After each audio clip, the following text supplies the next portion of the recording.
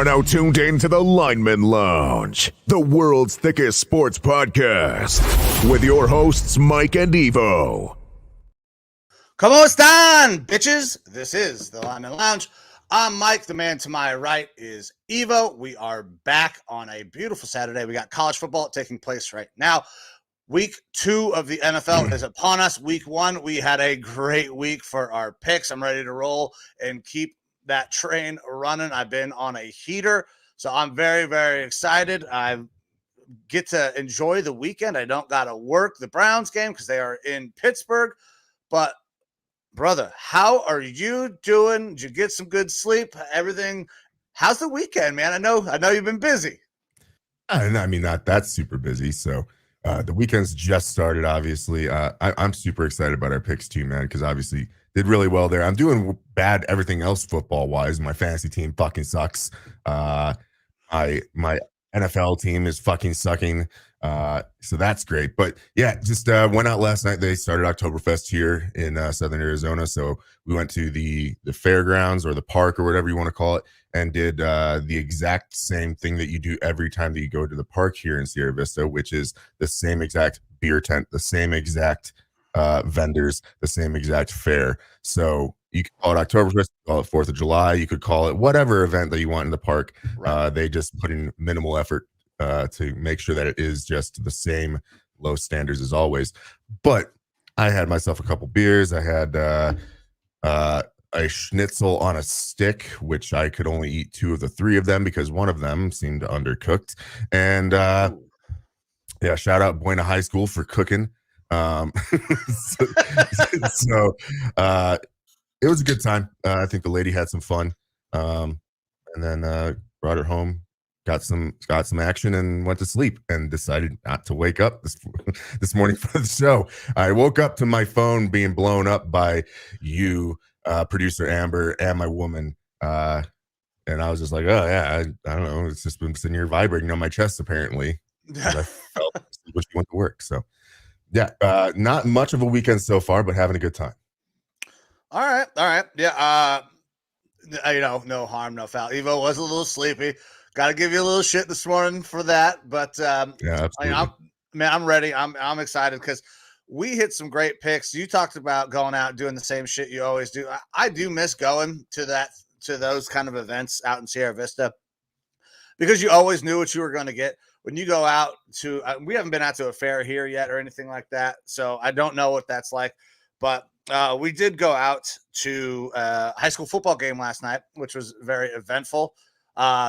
Graydon's future high school team played very well. They kicked another team's ass, and then there was some vitriol going on in the stands, and I may have had a part in that. Oh. This is really more of a conversation probably for our other show, The Talk. Yeah, so when you go out in public, you go to a stadium, a game, anywhere where there's like group seating, right? It's a pretty common practice that, you know what, if you're sitting towards the end, more than likely you're going to have to stand up and get the fuck out of the way so people can get past you. Yeah. So there was a couple, they were there. We found out to watch one of their daughters, I believe, do band practice. Okay. So whatever, or I guess band at halftime.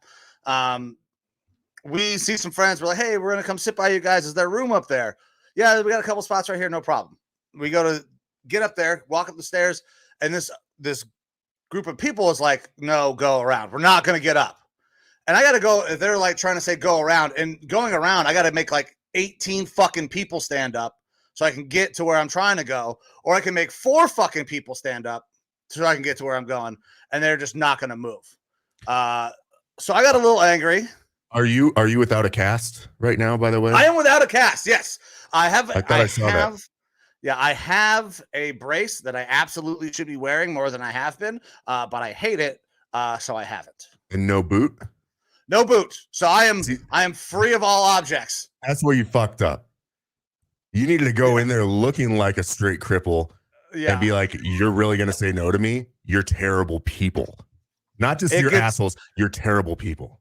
Oh, no. Trust me, we're getting to that. It gets so much worse. So we just go around. Fuck it. I'm not going to deal with it. I had I had a small gummy before we went because you know what? I got to go and be out in the cold. My body's still recovering. Whatever. It's a football game. I'm going to enjoy myself. So we just go up and around them. No big deal. We get locked in. We're watching the game. Halftime comes. People are getting up, leaving. Band people are leaving. These people get up and they leave for a little while. And then eventually they come back and find their seats after they get their child who is in the band. But at this point, it's been at least a half of football. There's a couple of smaller kids. Luckily, it was not my children that this happened to. Otherwise, I would have been probably arrested. But these two boys, probably about 10, 11 years old, needed to go to the bathroom. And these people refused to get out of the way for this 10 and 11-year-old boy so they could get out of the stands and go use the bathroom. And I lost my shit. I went ballistic. I just started fucking screaming. It's like, how fucking terrible of people can you be? Get the fuck up out of the way. And I am loud enough that everybody in the stands can see that I am berating this person. And I don't feel bad about it at all because these are kids. Get the fuck up out of the way. When you're out in public, there is a modicum of fucking respect that you owe to everybody else out in public with you. It would be like if you're sitting on an aisle seat in a plane and someone at the window seat needs to get up and go to the bathroom. You're not going to be like, nah, you're there, bud. You're just stuck. You're not going to do that. There. No, you're not. Yeah. Well, it was ridiculous. I was pissed. I fucking went off. Deserved to be yelled at. And you know what? Riverside beat some ass. Boardman, though, the team that they ended up playing, stuck around for a little bit in the first half. But my God, the greatest high school marching band I have ever seen belongs at Boardman. Exactly. It's a public event. Fuck those people. Yeah. Nobody owes you shit. Get the fuck out of the way. You have to be respectful like everybody else there. But yeah, dude, Boardman, they had a fucking drum set, guitar, bassist. They were playing Metallica. The band was backing them up. They were awesome. So shout out to the Boardman band. Their football team, though, still got a little way to go. They got some work to do. Mm-hmm. Riverside moves to 5-0. Congratulations to them. And this is kind of just going to continue to roll right into our youth sports thing. Graydon's football team got their first dub last weekend. Pumped for those guys. Whenever you're not winning, it can be very, very tough, but they get a big dub last weekend. We have a game tomorrow. So I'm going to catch as much football as I can before we got to do the game and then catch everything after. But I'm not too worried because my team plays on Monday night. But we'll get into all of that. But I had to get that off my chest. I could not fucking believe what had happened. And I had a gummy in my system and she still pissed me off enough that I was like, how could you do that to a couple of kids? Yeah. And yeah, it was crazy. I was getting fist bumps as I was walking. I was like, I don't know if I deserve all that, but. Well, one of the things about sporting crowds is that usually they're already in a mindset of like, hey, we're here for a team event, a team activity. And so they like to team up. So yeah, usually if there's assholes about, people like to team up against them. So it's maybe a little bit less at a high school game because you get a professional sporting game, you probably get some people with a little bit of drink in them. And then they're even more willing. They're like, fuck yeah, let's get this person. So, good for you. That's like, I enjoy getting to have those little interactions where it's like 100% justified that you get to be an asshole. So. As opposed to my standard, like just being an asshole, I actually had a reason to do it this time. Right. Well, we obviously are going to focus heavily on football today, mostly NFL. But like you said, college football is going on right now. We actually got a little bit of baseball tidbit to go over before we get really kicked off into things. So where do you want to start? So let's start with baseball because then we'll just run the football for the rest of the entire show. So if you make it through the baseball segment, you got a treat waiting for you. Football for the rest of the way. And this is an interesting little piece because this is not something that I would expect from this level of player. Unless he is going to finally go and maybe get some surgery. But Shohei Ohtani has cleared out his locker in that Angels locker room, and the Angels have not fucking said anything about it yet. I don't think they've had an official statement on what the hell is going on. This is the worst possible situation for Angels. And their fans. Apparently the Angels are going to discuss it sometime today. You just have the face of baseball clears out his locker, and you don't have a response yet. Yeah, it was he cleared everything out on Friday, and the Angels did not have a response on Friday, but apparently they will be discussing it at some point in time today. So they don't know. Maybe they don't know. I think they do know. I think they're trying to figure out how the fuck they're going to spin this, because my assumption, and I'll get yours as well, is that Shohei is done. He's gone. He's leaving. There's no way he is coming back to this organization. My guess is he's probably done for the year. He's got the UCL. He has a already, a reason to not be there to begin with. Go and get healthy. So they're not going to make the playoffs. He's probably not re-signing. There's absolutely no fucking reason for him to be there and continue to be dragged through all of this stuff. Sorry about that, Joe.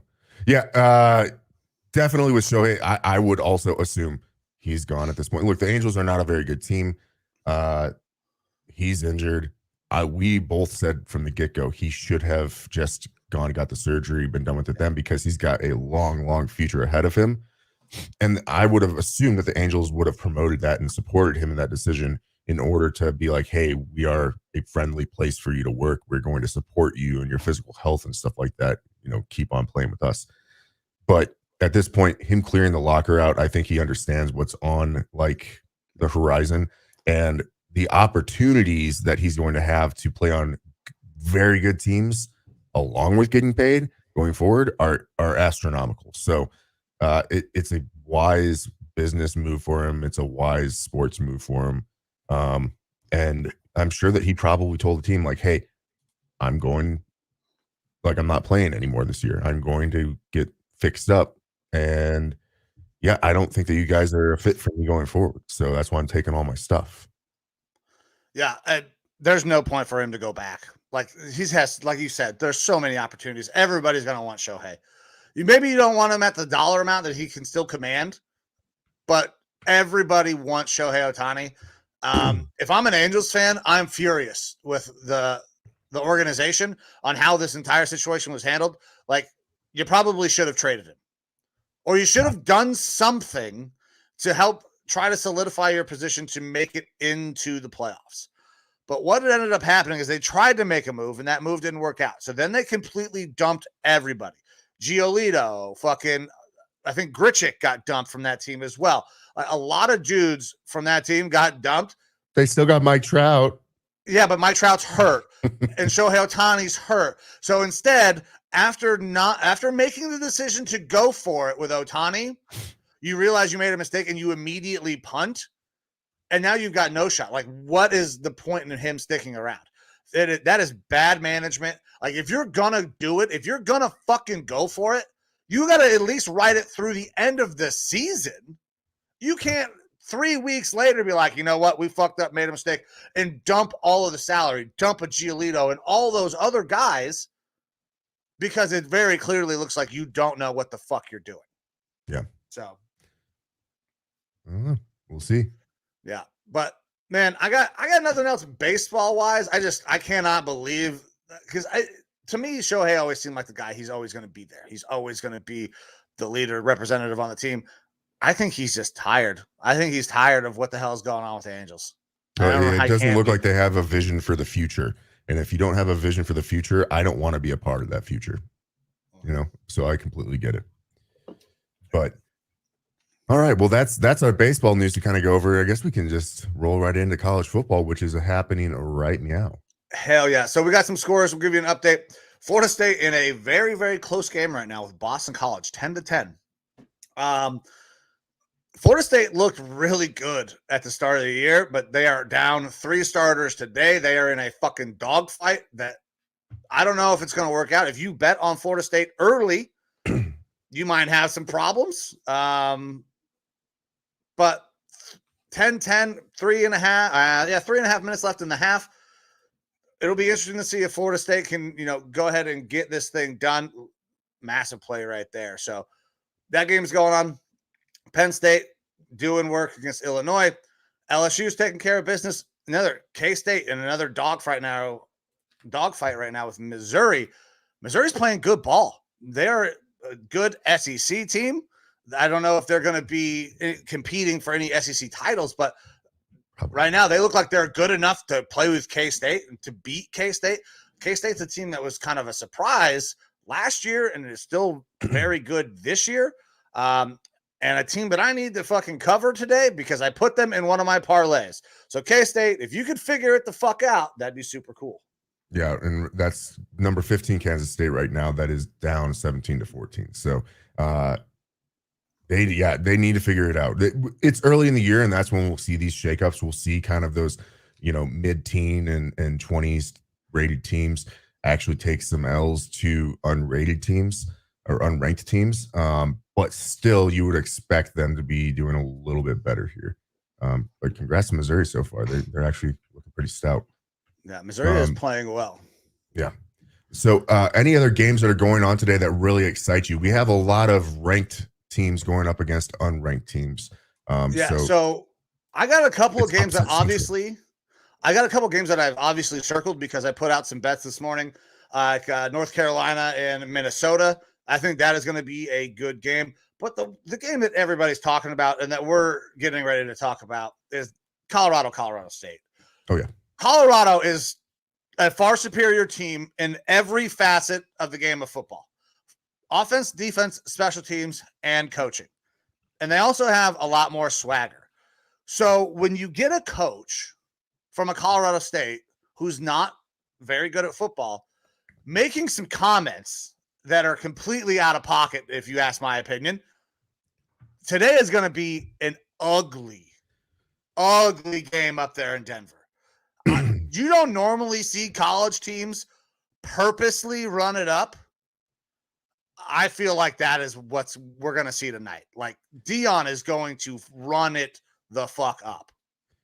Yeah, that's kind of the way that Deion has this team set up, is that like they are all bought in. They all have that swagger. And, there was obviously the rough patches and stuff like that through, before the season started where, he was really putting them through the grinder of like, hey, do you want to actually be here, and making them fight for it. And, they lost a lot of recruits and stuff like that because guys are like, oh, this wasn't what I signed up for, which is fine. It's that like, this is the type of program that he's running. But now that you're there, he's got nothing top to bottom. Uh-oh. Evo, we lost you. Your mic just cut out. Your mic cut out there. Oh, no, we have nothing but dogs on this team now, and guys that all just want to show out for Deion. So, like, you go after your coach, you're asking for trouble. Like, Deion, obviously, he went out and bought all because the comments were like, I take off your sunglasses and take off your hats and sunglasses when I talk to adults. Yeah. Well, that coach is acting a little bit like a child because it was just an asinine, stupid statement. So Deion goes out, of course, and buys all of his players fucking glasses. They're like, yeah, okay, we're going to disrespect the fuck out of you now. Completely legal, by the way, with NIL. Saturday. Yeah. Completely legal with NIL. Just want to make sure everybody knows. You just wait until this Saturday. You're all getting fucking disrespected. Colorado State. If I'm with Colorado State, I'm like, why did you open your fucking mouth? We're already going to get our asses whooped. Now it's going to be call the police because there's a rape. Like, this is hardcore going to be a fuck up for Colorado State. Oh, also they went out and, people went through the past of looking at Colorado State's head coach, who I can't even name. Norvell, I believe is his last pictures name. Of him with his visor on all the time talking to people. So yeah, you just were talking to talk. Yeah. So what he's trying to do is, boys aren't going to church right now. Okay, they're not going to church. They don't need to take their hats and glasses off. Now, I did see a clip from Reese Davis on I guess it was on Twitter, but Reese Davis of College Game Day fame, and he's saying, I don't think that this had anything to do with Deion. I think when a coach is talking to the media, he's not necessarily talking to the media. He's trying to talk to his players through the media and say, you know what, we're not scared. We're going to go in. We're going to play a tough game and all of that. And I can understand where Reese is coming from. Sure. But what I don't make the statements that you do. Those are not statements where you're talking to your team about, we're not scared, we're going to go in there and play. Those seemed incredibly personal. And Colorado and Deion Sanders are taking it as such. It is personal. It was plastered on every piece of promotional stuff that Colorado put out this entire week. It's personal. Deion said it on TV. I believe it was on Big Noon Kickoff. It's personal. Yeah. It's going to be bad. Yeah, which I'm all there to watch. I was in Colorado last week for the Colorado game. That was a very fun watch.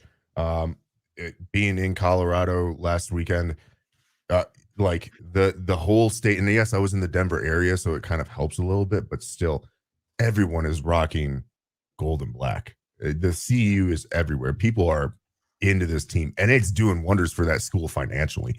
I mean, they said they made like 18 million last game alone. Yeah, it's like they're doing, like, bringing in Deion is a boon, like, for them. It's turned that program around significantly. They got some really fun players to watch. It was Travis Henry and Shadur Sanders, both the Sanders boys on that team, looking awesome. Like that whole team is really looking kind of special. Now, can they go the distance? Can they make it to a college football championship? I don't think so yet.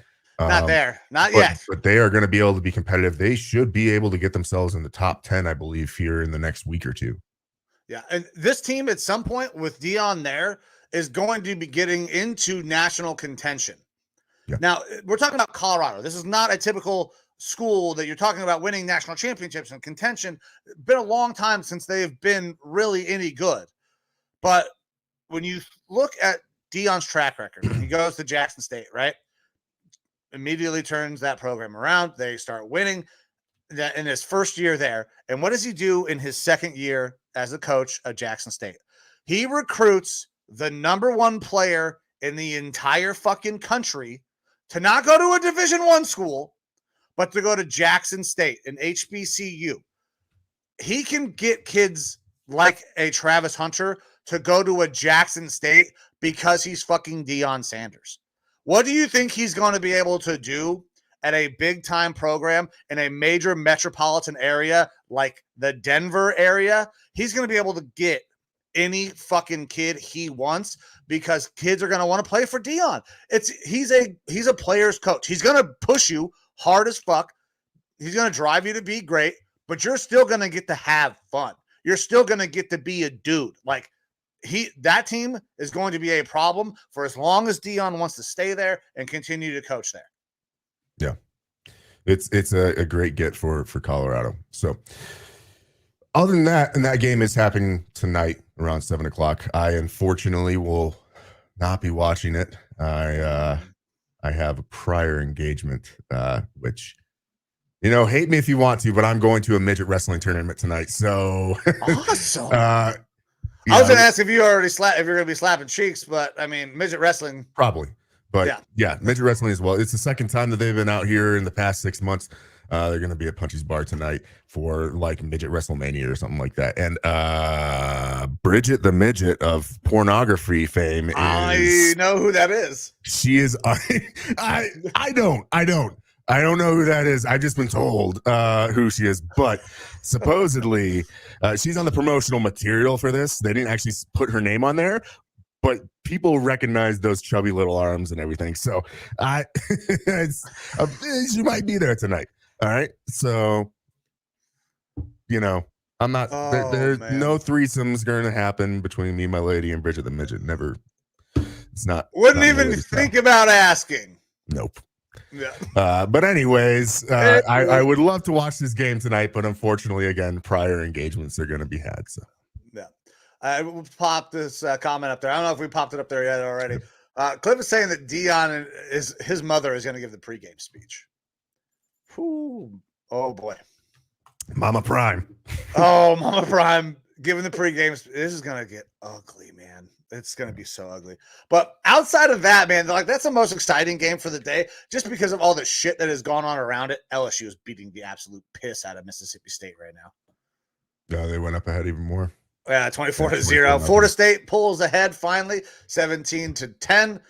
Missouri still got the lead, 17-14 on Kansas State. But any other games for you that kind of like pop out? I mean, I got things for me that just because I like to watch a lot of college football. Like Florida Tennessee is always an interesting game.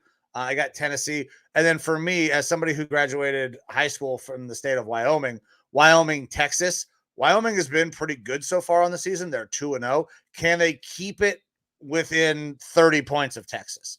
Because that's the spread right now. They're not going to win that fucking game, but can Wyoming play well enough that people will start to recognize, you know what, Wyoming's not a terrible football team. Yeah, I was gonna say, yeah, if you were gonna have a take about Wyoming having a chance in this game, I was gonna be, come on, man. Like, no. They got no shot. I just want to see him play it close. Like if you lose by 10 or 14, that's a pretty goddamn good day as a University of Wyoming versus University of Texas, who is now what, 4th nationally ranked? Yeah, number 4 in the country. So, all righty. Well, with that, I'm looking out for. You want to jump over to NFL football? Hell yeah. All right. So we could start off with a recap of Thursday night. Thursday night was my Vikings going into Philly in a game that I assumed that we would probably lose, but I thought that we had a chance to keep it competitive. And we kind of did. We ended up losing the game 34-28. It did kind of come down to the end of the game where, there were still opportunities for the Vikings to get back in it. But in reality, the Vikings lost this game. The Eagles didn't beat the Vikings. And I feel the same way about last week when we played the Buccaneers. And this is a thing that's been echoed to me by, all of our friends at work and stuff like that are into football. They're like, hey, man, you guys should have won that game. You just stepped on your crank. The Vikings have had so many fucking turnovers in the past 2 weeks that they have actually tied the record for most turnovers in the first 2 weeks of football. They tied it with the 2005 Vikings. So it's fucking painful for me to watch this shit because the defense looks so much better than last year. Like having 1 year off from Mike Zimmer and Mike Zimmer's previous defenses where I was just so used to seeing good defense from our team. And albeit the last couple of years of Zimmer's defenses were going downhill. You get the Donatel defense last year, and it was just abysmal to watch. It was like I just wanted to turn the TV off when his defense was out there because it was a foregone conclusion what was going to happen. They were just going to walk all over us. The Flores defense is not without faults and issues and stuff like that. I actually listened to this deep breakdown of the Flores defense from a defensive coach who I think coaches lower college or high school now, but he used to do NFL stuff. He just doesn't do it anymore. He's basically like, look, Flores defense is hyper aggressive. There are times where they intentionally leave players uncovered in the secondary. Looked like and it. They know that that's just going to be a thing. The thought process is, hey, we have to get home to the quarterback before he has an opportunity to go throw to this receiver. And sometimes it works, sometimes it doesn't. And that's kind of the boon of this defense is that sometimes you're going to have big plays, but it's a gambling defense. It's a gambling defense. And that same coach said, I absolutely love this defense. It's my favorite defense to watch, but I will not ever run this defense because it is too scary.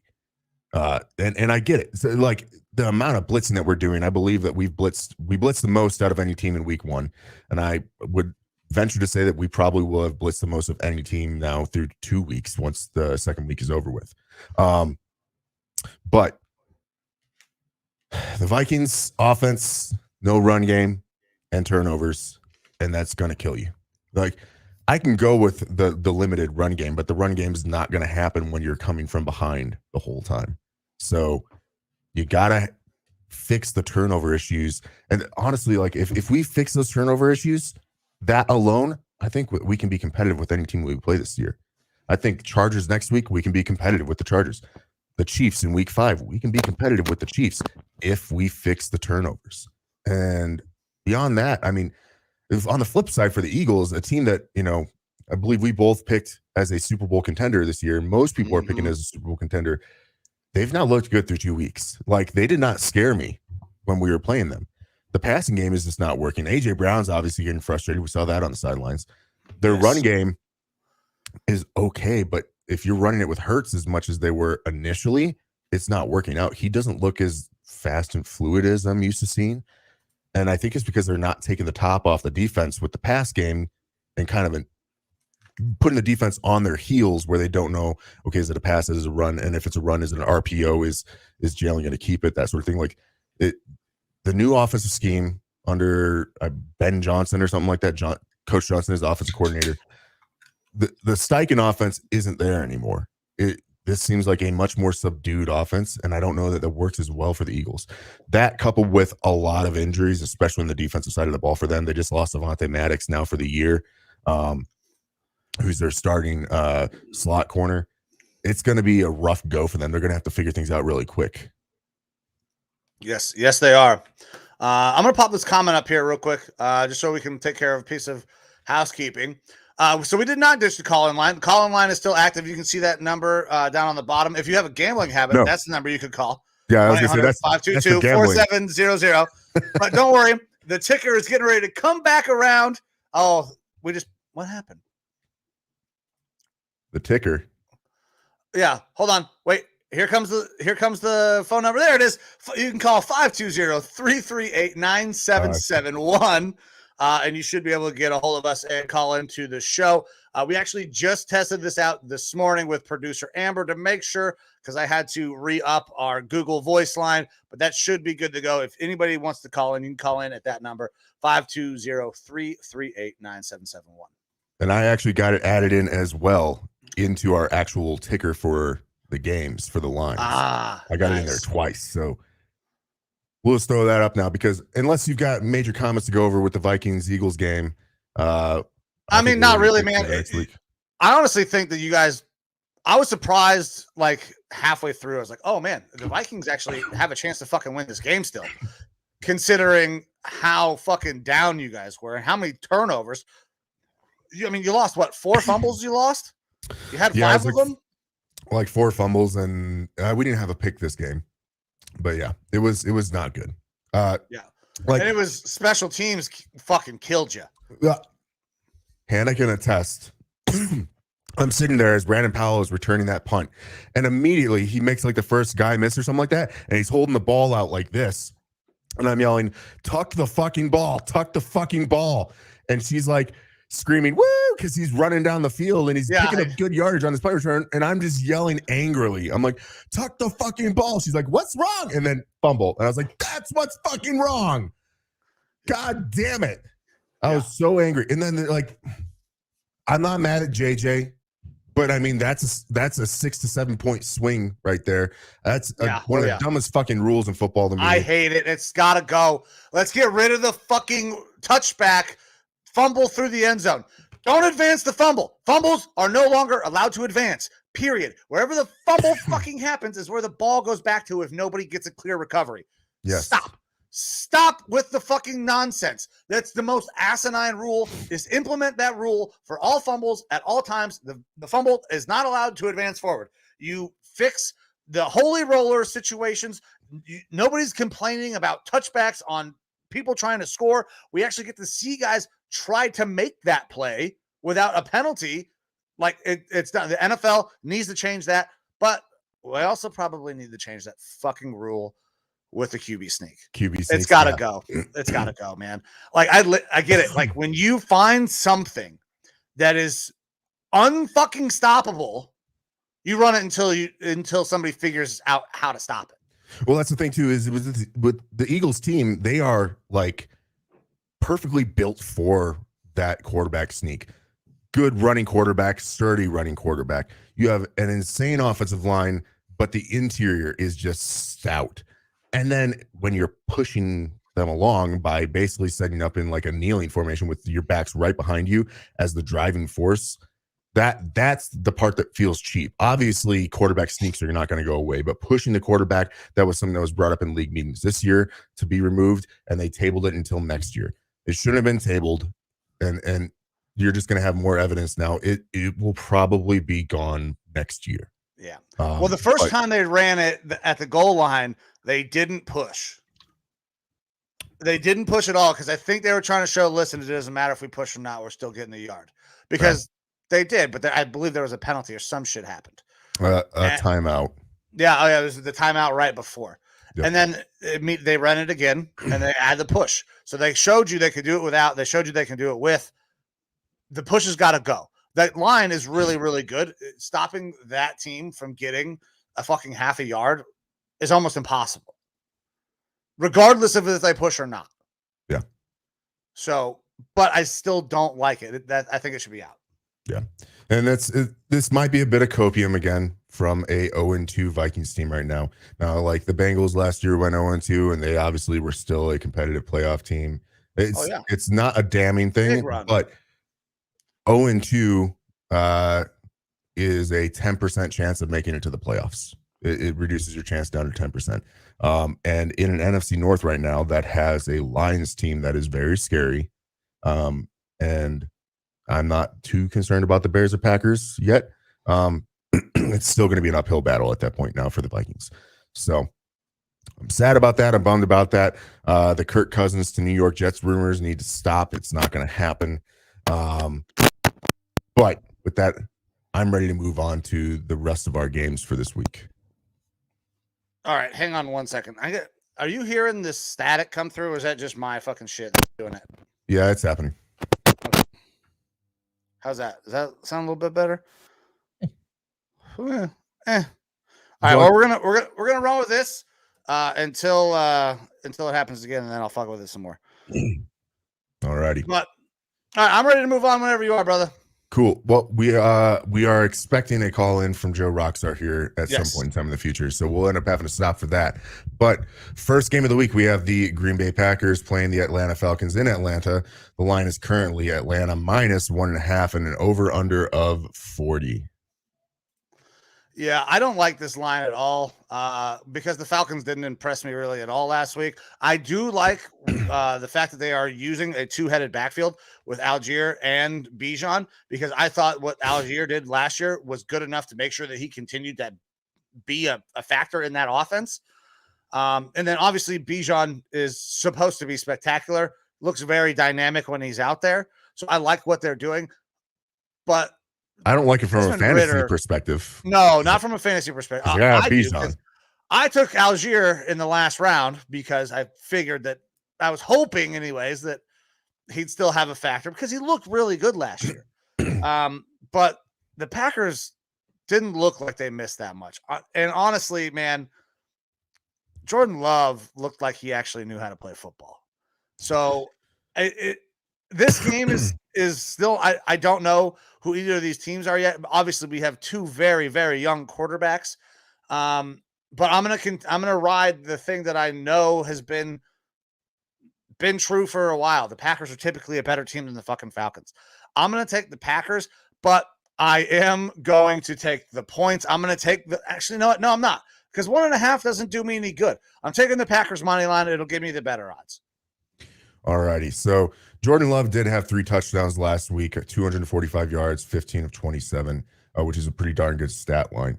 But the Green Bay defense did put up a touchdown in this game.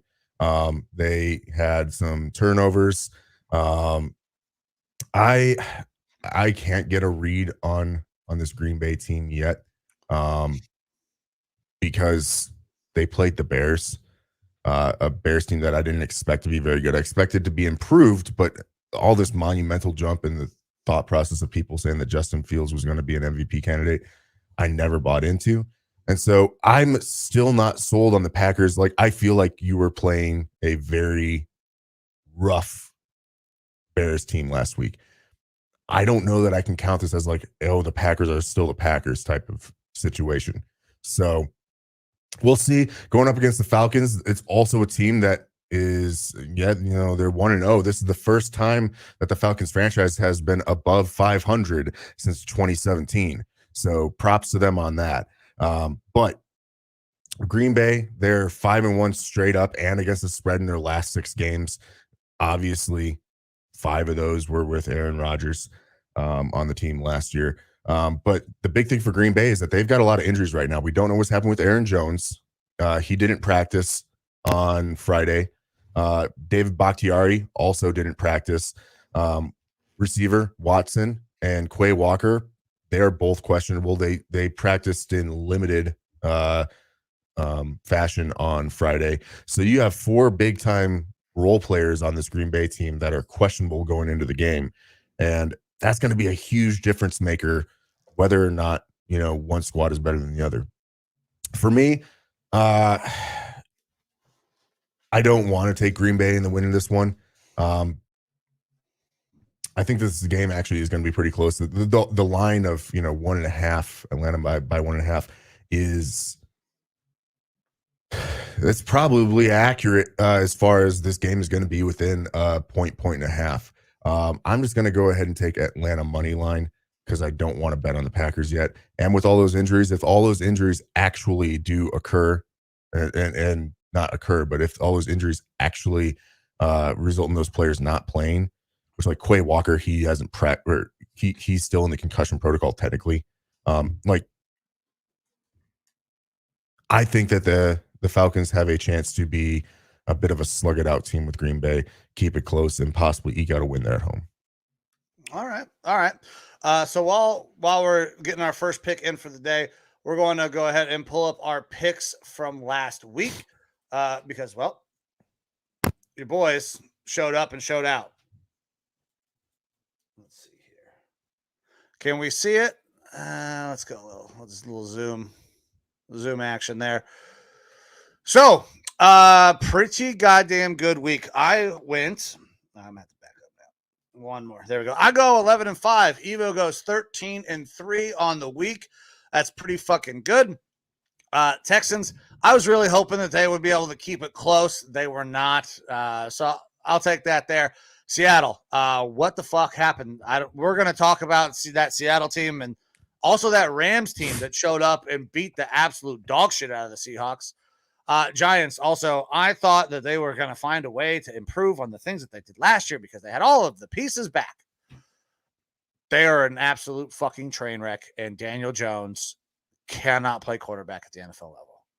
It was ungodly evident in that game. The Bills also find a way to lose a game. Josh Allen has got to start making better decisions. And NFL officials need to call trips when they're happening on the field. Vikings, obviously, we missed there. Not great. But, it is what it is. And then going into the Thursday night game. So, Evo, you had it early. You had Vikings +6. So you get the push. I had it on FanDuel, and I had it at 6.5, and that's in our analysis on the Facebook page. So I actually got a dub there because I had the extra hook. Thank God for that late score. Otherwise, I'm looking at nothing, and we're both looking at a red slot there. But we're off great. You hit what, 81% was your win percentage in week one? I believe I was 82.75%. If I had gotten that Vikings game correct, it would have been like 87%. So, again, professional gambling status, you're shooting for around 55%. So if we're getting you guys into these 80s, that's fucking incredible. Even I down did not with get yours, in the 80s. I was at like almost 69%. favorite number, favorite position. That's exactly why I did it. But yeah, either way, we both fucking killed it with this first week of picks. Now, that is a very good week. Sometimes picking really good in week one is a death sentence for the rest of the year. But we have a history trail of this. We picked good in week one. We picked good last year. I think we just are good at picking these games. And I believe that we kind of have a little bit of a pulse. We have our finger on the pulse a little bit of some of the moves that have happened. There's a lot of people who get super excited about certain things. We do it as well. We do it for our own teams. I try to not let my emotions get too much in the way of my picks. Every once in a while it does happen, but right now, fucking sitting pretty. And I remember at one point last year, I think it was like weeks 3 through 6, we were in full on fade Mike season. So there's a chance that it goes cold, but listen, I'm on a hot streak. Evo, you're on a heater. When you're on a heater, you play the heater. So If you're either hot or you're due, we're hot. Let's keep this fucking thing rolling. I got a very lucky late cover on Thursday, and we'll see how the rest of these play out. But that was our picks from last week. Good start, brother. Let's keep this shit rolling. What's our next game? All right, next game is the Raiders and the Bills being played in Orchard Park, New York. The line is currently on Caesars and ESPN, Buffalo -8, over under of 47. Yeah, so that's 8's a lot. Eight is a lot of fucking points. Especially considering that the Bills did not look very fucking good. Like that Jets defense is really, really spectacular though. Like we knew that last year. And the Raiders beat a team that I don't think is very good. And they still don't know who they are out in Denver. I cannot wait to talk about that game because the line is absolutely asinine. Yep. The easy bet here is the Bills on the money line. And I'm going to stick with the easy bet. Bills on the money line. 8 is too much considering what happened this last week in the teams that we saw. So Buffalo money line is easy. You're not going to get great odds. I don't know that I'm going to add this to any of my parlays, but if you are high on the Bills, easy money line. That should be no problem for them to knock that out. Yeah. So I do have some interesting stats with this one that actually surprised me a lot. Actually, this isn't surprising me at all. What am I saying? I flip-flop some names here. Okay. So the Bills have actually won 4 of the last 6 games versus the Raiders. And the Bills are actually in their last 10 games, 7-2-1 versus the Bills. So Bills definitely should win this game. They are a better team. Money line is the safe bet for me as well. So I'm going Bills money line. I can't with the 8-point swing until we know for sure the Bills are back on track. After last week, which, by the way, Bills defense are a bunch of fucking heroes for America. So go Bills. You should be able to go out there and get a dub this week. If you are feeling a little bit ballsy, the Raiders plus the points, that could happen. But with it being Bills home game and everything, I'm definitely going Bills money line. Yeah, like if you want to bet that game and then maybe get the odds, I could see +8 for the Raiders because they could lose this thing by just a touchdown and it'd be fine. Because 8 is a ton of points. And this is the NFL. We don't typically see these high double-digit spreads. The 40-0 losses that happened in week 1. Yeah, that's rare. So, God, I cannot wait to talk about that game too. Still the only team in the NFL without a fucking point. All righty. Next game, we have the Ravens and the Bengals being played in Cincinnati. The line is Cincinnati -3 and over under of 46.5. This was a Cincinnati team that went and got their shit pushed in by your Browns last week. Fucking right. In a sloppy game, weather was definitely a factor, and this was supposed to be an improved Bengals offensive line, and it sure didn't look that way. Burrow also did not look like he was 100%, didn't look as mobile as he normally is. So what are your thoughts on this game, Mike? Burrow is not as mobile as he was because I think the calf is still kind of bothering him a little bit. The offensive line that's supposed to be improved is really not improved. And then the Bengals go out and they cut Aleo Collins for nothing off the NFI list. I don't understand what they're trying to do, but I don't believe that the Bengals are a team that is going to continue to stay down. Like everybody on Twitter has been basically everybody. This fucking mic is starting to piss me off. Everybody on Twitter is just letting Bengals fans have it because Bengals fans for the last 2 years have been riding a high, and I don't blame them, but they're talking and they're acting like they're the Kansas City Chiefs. They're on that level, and they're not. So I understand why people are going at them. I think that team is good enough to go into Baltimore. I'm sorry, they're not going to Baltimore. They're at home this week, right? Yeah. Yep. They're at home. To go into their home stadium. They're going to their home stadium and beat the Ravens. Like they got their asses beat so bad last week that I think they're going to find a way to bounce back. They're not going to go down and lose 2 straight divisional games. Also, the little bit of heart versus head here, I would like to see a Bengals victory because that will make the Bengals 1-1, the Ravens 1-1, and then at the end of the week, the Steelers will be 0-2, and the Browns will be in the division lead. So I'm going to take the Bengals. I'm going to take the Bengals money line because 3 points dead even. Fuck that. I will never bet that number. Like, you can give me 3.5 or you can give me 2.5. I am not betting 3 even because I'm not dealing with the push. So I'm going to go Bengals. And like, there are some interesting numbers. Joe Burrow after a loss, super fucking good, is 12-4 against the spread. So taking them on the money line feels like an easy decision for me. Yeah. Well, so since 2014, teams that have lost by double digits in week 1 are 39, 22, and 1 against the spread, which bodes well with that Burrow stat as well, where he's 12-4 against the spread coming off of a loss in his career. However, on the flip side, Lamar, he's 8-1 against the spread in his career as a road dog and 6-3 straight up. This is a Ravens team that knows how to get pressure. And if they're able to keep that pressure on Burrow with that shoddy offensive line play, it could spell doom again for Cincinnati. Now, I expect to see Cincinnati to bounce back, but I don't know that it's going to be any sort of a blowout here. I'm inclined to take the Ravens plus the points here. It's a little bit scary to me. I almost thought about Ravens money line, but realistically, I want the Bengals to win this game because I want T. Higgins to catch a fucking ball this week for my fantasy football team. Sorry about that, bro. Yeah, that was rough. I mean, he had like 9 targets or something like that. Yep, didn't catch a single terrible. one. Yeah, and that whole offense was anemic last week. So listen, so I was at the stadium. The conditions were not great. Like, it was not supposed to rain at all. It didn't fucking rain anywhere in the Midwest, but Cleveland Browns goddamn stadium.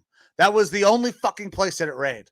And it was that little pissy rain that just makes everything fucking slick. It wasn't a downpour, like, so it changed the way everything worked. You thought you were still going to be able to play some offense, but the conditions were a major, major factor. I think that if there are not any crazy inclement weather decisions, that Bengals offense has a chance to really juice themselves up and go. Yeah, and I'm looking here at the injury report right now. Obviously, J.K. Dobbins out for the year on IR with that's a big loss. Like, when he's fucking healthy, when the few times that he's been healthy, the few times that he has for 2-3 games at a time, he has looked awesome. I mean, he's looked good. Like, he's looked like a starting NFL running back. 5 yards a carry, man. Yeah. Like, he's fresh coming off of all those injuries. But you also have Mark Andrews, who is questionable. Marlon Humphrey's out. Ronnie Stanley's out. Tyler Linderbaum is out. That's your starting center, your starting offensive tackle, one of your starting cornerbacks, and potentially your starting tight end and your biggest receiving threat next to maybe OBJ, I guess you could say, on the offensive side of the ball. That worries me a little bit for Baltimore. So I'm actually just going to go ahead. I'm going to take the money line Bengals on this one. Like I said, I was inclined to take Ravens plus the points, but with those injuries going into the game, it sways me a little bit. I got to go for the home team here. Bengals money line. Bengals money line. All right, brother. What's our next one? All righty. Next one, we have the Seahawks and the Lions being played in Detroit. The line is Detroit minus 4.5, over under a 47. So you kind of alluded to this earlier. This is a Seahawks team that got their shit pushed in by a team that I said I didn't think would win any games this year, except for when they played the Cardinals in the Rams. The Rams surprised probably everybody. Now, the Rams do play divisional games well. The Seahawks-Rams games always tend to be close, so maybe that was a bit of a blind spot, and we should have expected that. But still, that game was an outlier for sure to me. In the second half of the game, Seattle ran 13 total offensive plays, a 3-and-out, a 3-and-out, a 3-and-out, and a 4-and-out. That's terrible. Like, against a defense that we did not think was going to be any good. And I'm not convinced that they are any good. Okay. Yeah. I'm still not convinced that their fluky things happen. and a fluky thing can happen in week 1. Look, props to the offense for the Rams. We got to see Tutu Atwell and Puka Nacua kind of come out and show that they actually are competitors. And Puka Nacua, a rookie that I really liked coming out of BYU this offseason.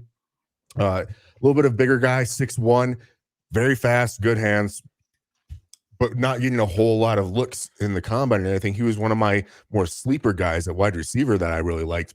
He looked great out there. Problem is that he's nursing an injury. Now, the Rams have said that he's good to go for this game, and Tutu Atwell should be out there as well. But are they going to be able to consistently do that going forward? But we'll talk about the Rams in a Where's little bit. Skoranek or Skoronsky? What the fuck is that kid's name again? That's Skoranek. But the fucking tall white dude. We'll get to the Rams in a little bit. Right now, it's the Seahawks and the Lions. And yeah, this is an interesting one for me. You had a Detroit team that went out last week against the Kansas City Chiefs, looked really damn good, and were able to take down the defending Super Bowl champs. Detroit right now with a line of -4.5. I absolutely could see them winning this game by a touchdown at home, where the crowd is going to be crazy. If you're not tracking the blue ski masks, baby, but expect to see a lot of blue ski masks in the crowd. All right, because they're out there to be villains, according to CJ Gardner-Johnson. So I like this Lions team. I like their chances against the Seahawks here. I don't know if I like the 4.5 points because that Seahawks team should be decent on defense and should be a lot better on offense than what we saw.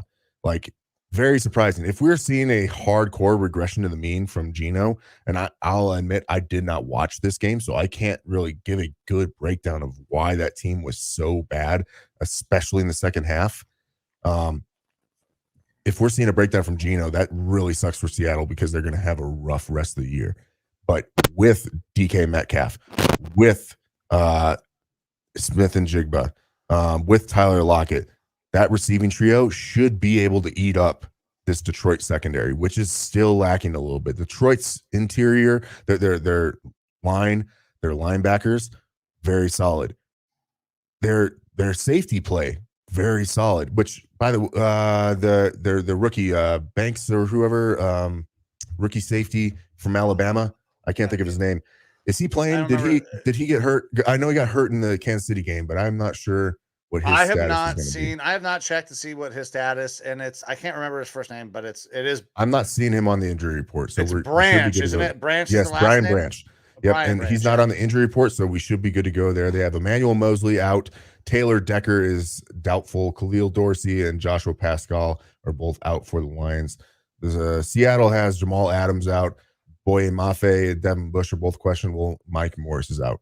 So not a ton of really big names that are going to be affecting the game there as far as the injury report. I like Detroit in this game. I think that Seattle will actually keep it a lot closer, though, than their last game, which was just an absolute fucking embarrassment. But I'm just going to take Detroit money line on this one. I'm not willing to lose those points yet for Detroit because A, I want to see it twice, and B, I want to see if Seattle kind of rebounds. Now, quick other stats about this game: 8 of the last 9 Lions home games last season, they went over 47 points total with an average of 58 points. So right now, the over-under for this is 47. If you want to bet the over, this would be the time to do it. The last 2 times that the Lions and Seahawks have played, all right, last year, the total was 93 points. And the year before that, 80. All right. So we're talking about 40 plus points from each side in these games because of secondaries that are a little bit rough and awesome passing attacks. So bet the over, and I'm going to take the Lions money line. All right. I'm actually going to join you, man. I thought about taking the Lions to cover, but the Seahawks are actually pretty good against the spread as underdogs under Pete Carroll, 49-31-2. So that's a tough number, 4.5. It's a weird spot for me. So I'm going to go with the Lions on the money line. But you like the over, and based on what the Lions have done and continue to do and build this offense, it seems like a good idea. It's tough for me though because the Seahawks have been really bad about scoring points. In their last 5, the under has hit every single time. So that is tough. I'm still going to go Lions money line. For me, I'm staying away from the over-under because we got a couple of contradictory things there. Now, the Lions can put up points. That offense should be explosive. And we have seen the Seahawks have really good offense. I need to see a game of them actually score some fucking points and like go up against a defense that I think is a good caliber defense, whereas I didn't see that with the Rams, and then they had a very big struggle that day. Yeah. All righty, next game. We have the Chargers and the Titans being played in Nashville. The line is Chargers -2.5, over under of 45.5. Now, right now, I think the biggest question mark with this game is going to be the status of Austin Eckler, who is currently listed as doubtful.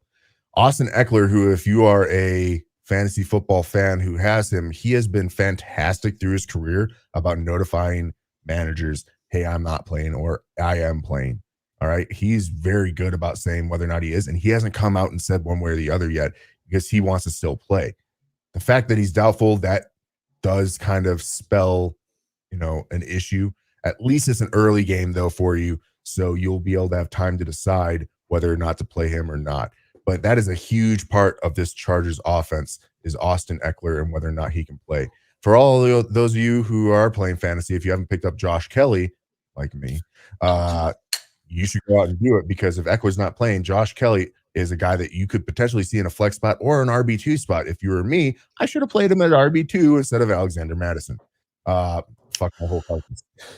Yeah.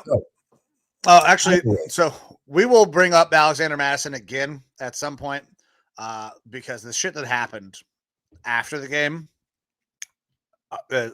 especially when we're talking about fantasy, is uncalled for. But let's get through our analysis of this game real quick, and then we'll talk about that. I might not be familiar with what you're talking about. Oh, okay. I will. With Alexander Madison specifically. Yes. Well, yeah. Hold on. So, what do we got in this game? We got the okay. Fuck it. We're doing Alexander Madison, then we'll get back into the Chargers Titans. Right. So Alexander Madison obviously had probably the worst game of his career at any level of football that he's ever had. 2 fumbles for Alexander Madison, I want to say is what it was, right? 2 fumbles lost. I think he only gained I don't even know if he got 30 yards. It was very, very low, his rushing totals. But as a football fan, as somebody who gets to enjoy talking about football and gets to share this with everybody else, like there are certain things that you can and can't do. This kind of reminds me of our conversation from the start of the show about a way to act in public. Well, as somebody who is a fan of sports, as a fan of football, as a fan of fantasy football, when one of your guys doesn't perform well, like you can be upset. You can maybe talk shit on Twitter and send and fucking say, hey, what the fuck? You screwed me this week. But to come out and make comments calling him the N-word and saying all of these things, you're out of line, you're out of pocket. That should never happen. These guys are fucking human beings. They are not goddamn trained monkeys who perform for us, and then that's it. That's just not the way it works. These guys are professional athletes. They're human beings. They're football players. They're not going to have the greatest game every fucking week. You cannot go out and make racist comments and call people the N-word in their DMs. I hope that they find who these people are and they fucking ban them from all NFL games for the rest of their lives. They should not be allowed to be in there. Looking that up now, received more than 60 disgustingly disrespectful messages, racial slurs, blah, blah, blah being used, which he said, under my helmet, I'm a human, I'm a father, I'm a son, and this is sick. So, hey, I, of course, don't condone anything like that. I guess it slipped by me because I just assume that this probably happens to most professional sports players when they have a bad game. Like, I think it's smart for most professional sports players to just not have social media because you're going to have the trolls and the assholes and stuff like that coming out of the woodwork to say stuff like that. But yeah, it's really disappointing for NFL fans. Really disappointing if it's coming from Vikings fans. Embarrassing, actually. Yeah, it was insane. Like when I saw the DM, because I believe Alexander posted them, showing like, hey, listen, I get it. I played terrible. Nobody feels worse about the way I played than I fucking do, but this shit is out of line. And he's absolutely right. It's 100% out of line. Yeah. All right. Well, Chargers and Titans. All right, let's do it. Let's hop back into a more fun topic. Yeah, betting. Absolutely. So Chargers and Titans, the line is Chargers -2.5, over under 45.5. Eckler probably not playing, which is a big change for me about how I feel about this game in general. I don't like the Titans at all. They're 0-1 right now.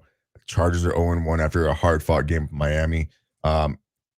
If the Titans had a passing attack and if the Titans had... My computer is popping up ads left and right like I got porno going. All right. If the Titans had the ability to put up offensive numbers like the Miami Dolphins did, then I would think, hey, maybe they have a chance in this game. I still like the Chargers to win this one though. Even if Austin Eckler isn't out there, because Josh Kelly actually looked real good last week too. And he's looked good in the past when he's had to come in here and there for Austin Eckler. So I don't think we're going to see that much of a dip in the running attack. Maybe a little bit of the pass catching from the running back, that sort of attack. But I really like this Chargers team. I think that they're a solid offense. Defense obviously has to turn around. Bosa's not going to be playing. So I'm just going to go Chargers money line on this one. Take it easy. Chargers money line for you. So I'm going to give you a bunch of stats, and then I'm going to bet the complete opposite thing of all the things that I read. Okay, the Chargers are 8-1-3 in their last 12 meetings with Tennessee. Yeah, so they're very good. The Titans under Mike Vrabel are super good. In close games, 3-point games, 23-9-1. So I think that the Chargers are way better than that, though. Like the stats are that the Titans should be able to cover this. They're not going to. The Titans are not that good. I believe the Chargers are still a very good football team. They just ran into a better football team who knows how to score the ball incredibly efficiently in that Mike McDaniel's offense. Sorry. We saw prolific offense especially from the receiving side of the ball. From Miami last week. Yeah, I guess and we're not going to is questionable. Yeah, and we're not going to see that with the Titans. I am taking the Chargers, and I'm going to take them to cover. They're going to be able to win by 3 points, in my opinion, no problem. Chargers minus the 2.5. All righty. Next game, Bears and Buccaneers being played in Tampa, and the line is Tampa Bay minus 2.5, over under of 41. I don't really have any stats on this game. This one is a boring one to me. The Buccaneers were able to come in week 1 and get a win against my Vikings. Again, the Vikings, I feel like they beat themselves in that game with all the turnovers. And even at the end of the game, they still had an opportunity to win. Oh, bye, Mike. So I'll keep going. The Vikings still had a chance to beat the Buccaneers last week. They didn't capitalize.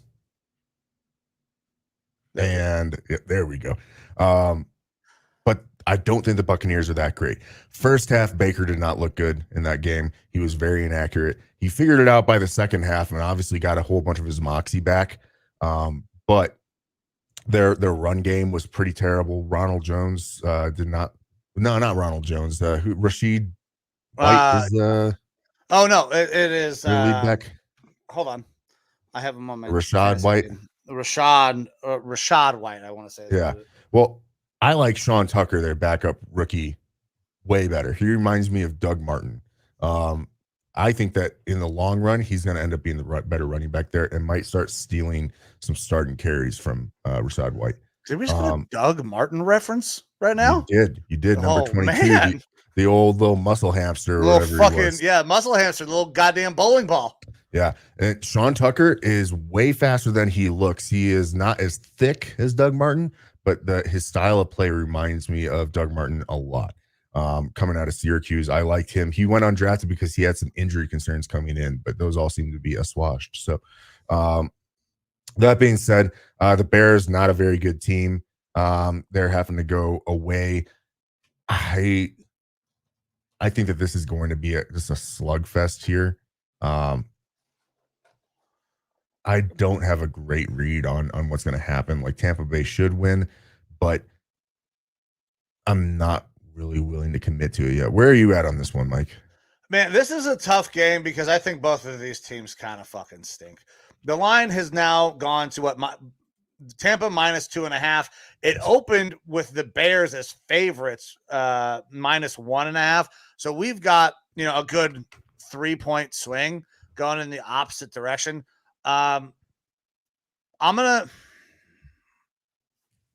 man. This is such a tough game to call because Baker Mayfield's not good against the spread. Neither is fucking Justin Fields. The Buccaneers in general have not been good against the spread, but it's the goddamn Bears. I'm gonna take the Bears. I'm gonna take Justin Fields having a nice little game against the defense that is a little up and down at times. If they're not being gifted the ball, will give up yards and give up points. I'm going to go Justin Fields. I'm going to take the Bears on the money line. I'm not going spreads or anything like that. This game, there's no way to tell who's going to do what. So I'm not even going to mess around with that. I'm just going to take the Bears to win this thing. Yeah, I'm going to take the Bears plus the points here on this one, just because, again, I don't feel good about either of these teams. So I'm going to take points where I can get them, because I think that this game could be very even with both these teams not being great. So if I can get a little edge, I'll take it. Bears plus the 2.5 here. Carlton Davis is going to be out. Kalijah Kancey is going to be out for the Buccaneers. No big notable names other than Kyler Gordon missing for the Bears. The Bucs do have a better passing attack, better receivers if Baker's accuracy is good. And in the first half of the game, it wasn't good. So if they're able to kind of rough Baker around a little bit, the Bears are able to actually get back there and get him uncomfortable. He might lose that moxie. He might lose that accuracy, and that could be the key to the game for them. I don't feel good about this pick at all, to be completely honest, but Bears plus 2.5. Yeah, that's a tough game to call. Yep. But now we get to jump into a much more fun game in the Chiefs and the Jaguars playing in Jacksonville. The line is currently Kansas City minus 3, over under of 51. So I like the over. Smash the over in this game. I don't think 51's even close to being good enough because both of these teams have pretty good offenses. I understand that the Chiefs did not look like they had a good offense, but you know who's healthy? Travis Kelce. That's all they need. If you get Travis Kelce into the lineup, it makes everybody else much better at doing their job and catching maybe not catching the ball. Sorry, Kadarius. But I don't know how you can't take the over in this game. And I really like the Chiefs to bounce back. I don't think the Chiefs fall to 0-2. I don't think that there's any way that happens. The Jags are a great story. I mean, and like if you look at the numbers, Jags are 5-0 outright as home underdogs. But we're talking about Pat Mahomes, the Kansas City Chiefs, having Travis Kelce back in that lineup. I'm taking the Chiefs, but I'm not taking them to cover. Fuck 3.5. Taking the Chiefs on the money line. So right now, Caesars and ESPN has it at a straight 3, so there isn't a hook. But I do have some stats here that are a little bit competing, all right? So Mahomes is an underdog or a favorite of 3 or less points. So either +3 or -3, either way or less, he's 19-6-1 against the spread.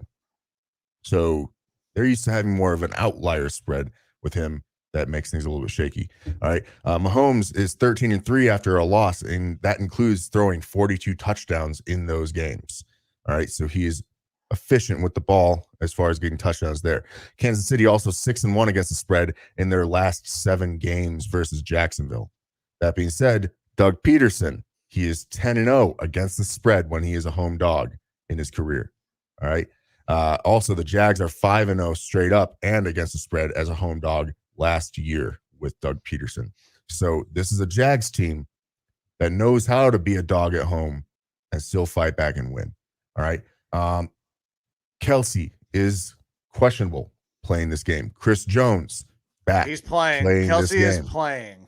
Yes. Yeah. Kelsey is expected to make his debut. Chris Jones expected to make his debut. All right. Those are two big gets for the Chiefs. You saw a lot of uncharacteristic drops from Chiefs players, not just Kadarius Toney, who is overrated. So you are going to see a much better offense out there from the Chiefs.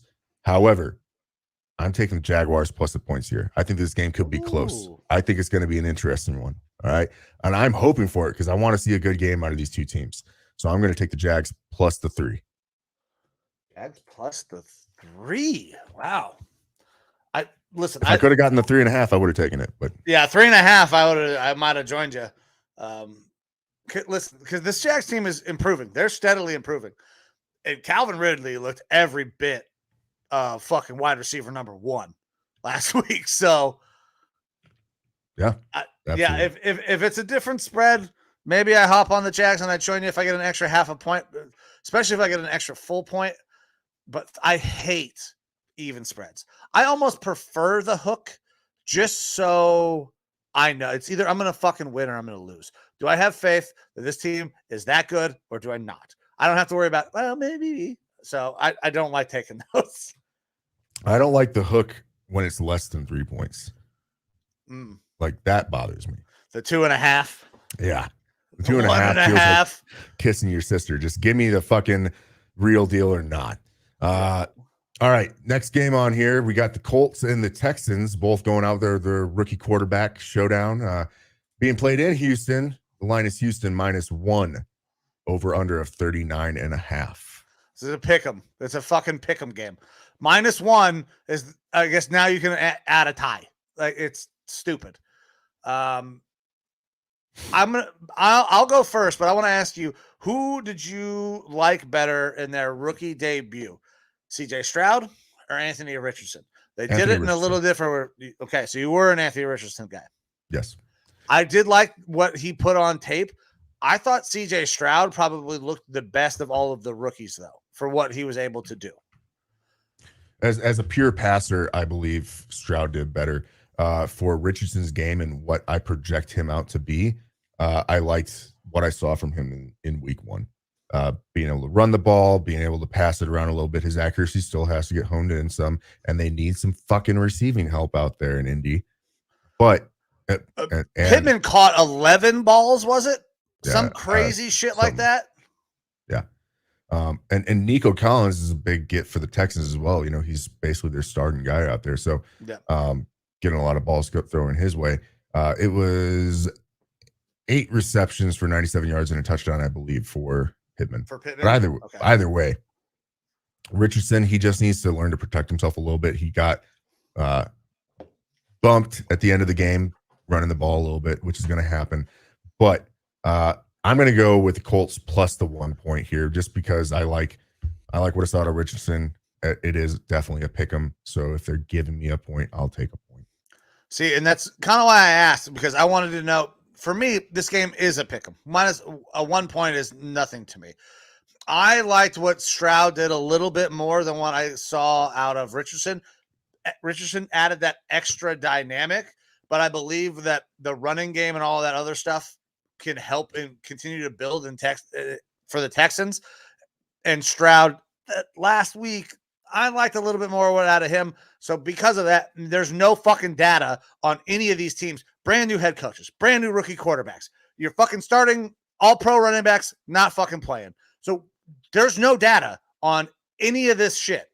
It's just, what did you see last week? What did you like a little bit better? For me, it was Stroud by a touch. So I'm going to take the Texans on the money line. All righty. Well, next up, and I know that Joe Rockstar is saying that his call-in line stuff is not working for him. He's not able to call in. That Verizon isn't connecting the call. I told him to just call me because I have Joe's number. So I told him to just call me and we can get him in here. All righty. Well, we have the 49ers and the Rams starting off our afternoon slate of games. There he is. There's Inglewood. Joe. Is he calling in? All right, hang on here. Yeah, he's calling in right now. Let's get him in here. All righty.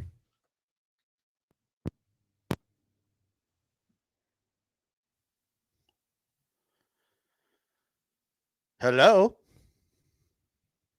Joe Rockstar, can you hear us? Uh-oh. Joe, can you hear me? Yeah, I can hear you. All right, hang on. I'm going to see if I can get this thing to come through the right way. Can you hear me now? Okay. There we go. Can you hear us, Joe? Joseph? Uh-oh. Evo, you talk. Can he hear you? Joe, can you hear me? That's a no. That'd be a hard no. All right, Joe, can you hear me? Yes, I can, sir. All right. What the hell is this thing doing now? Man, that's what we get for not testing out all these things a little bit prior. We had producer Amber on here, but didn't do it through the phone. Oh, let's see here. Joe, can you hear us? God damn it. All right, we're doing it the old school way. Yep. All right, Joe, what you got for us, brother? Hey, so first of all, sorry to interrupt the flow, man. I'm trying to find a good spot to call where I'm not messing up your guys' flow. You know what I mean? Not a problem, brother. We appreciate you calling in. All right. So you guys kind of addressed some of the stuff that I wanted to talk about a little bit. You know, I didn't want to make it about the Niners, so that's why I was trying to call earlier. But so first of all, fantasy football, betting, and social media is destroying our game a little bit, man.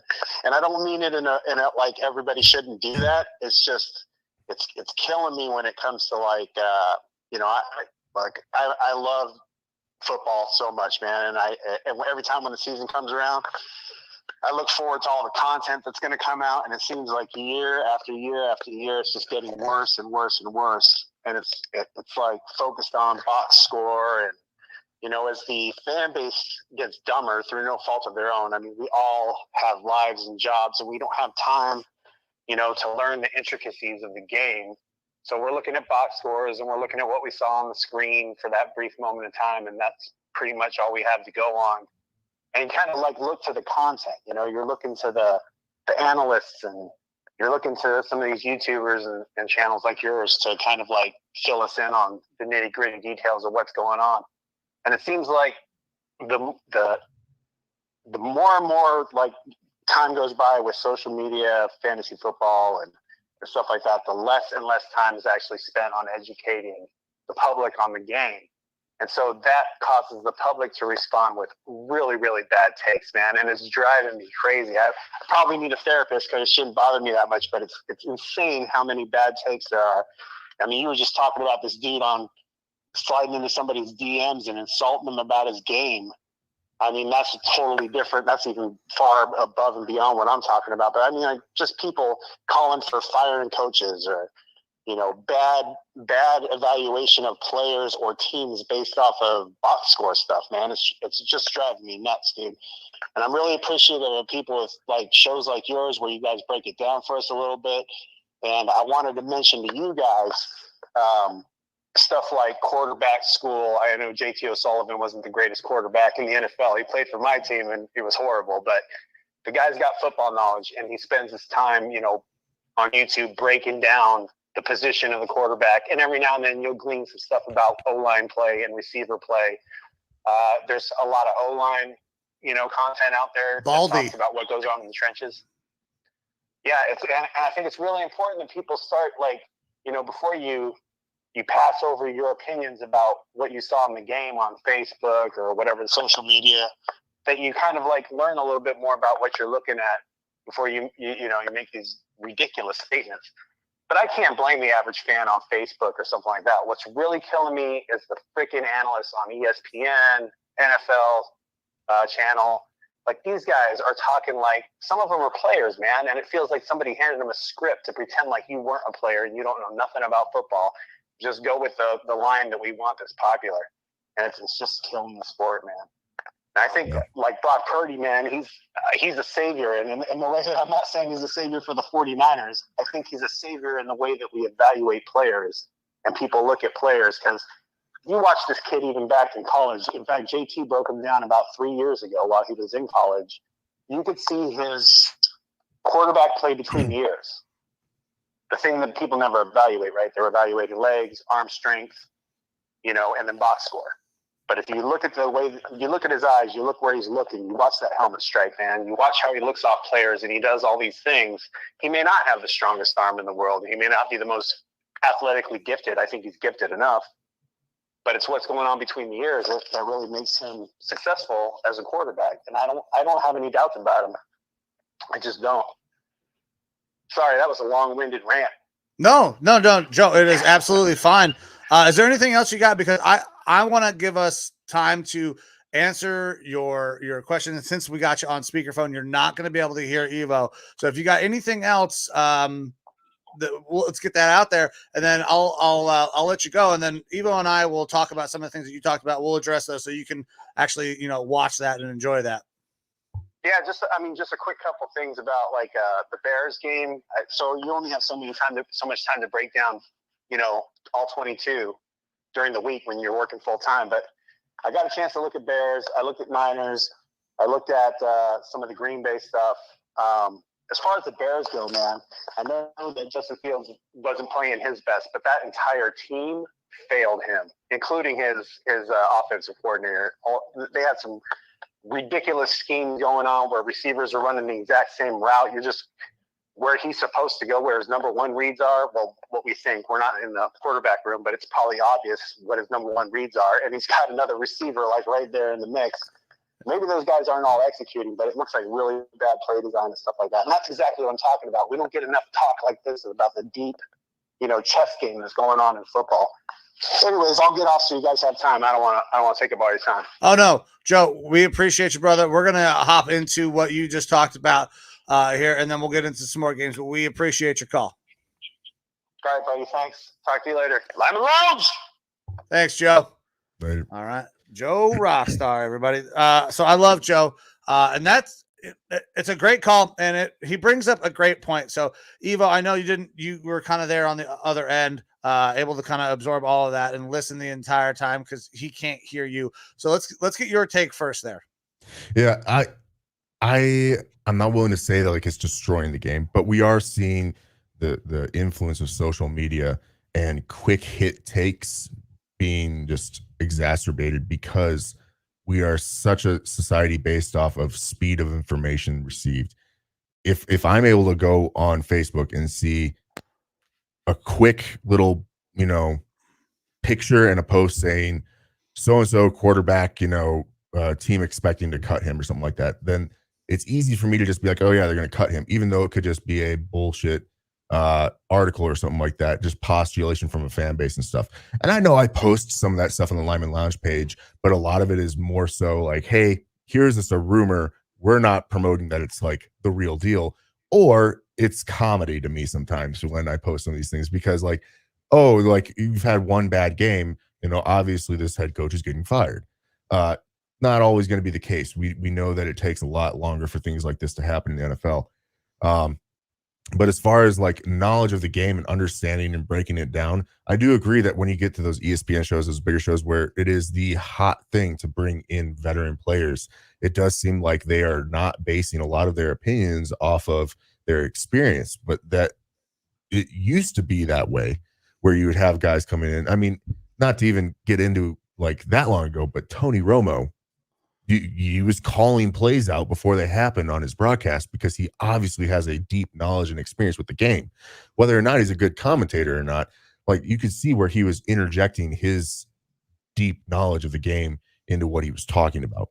Whereas you have a lot of these other analysts popping in that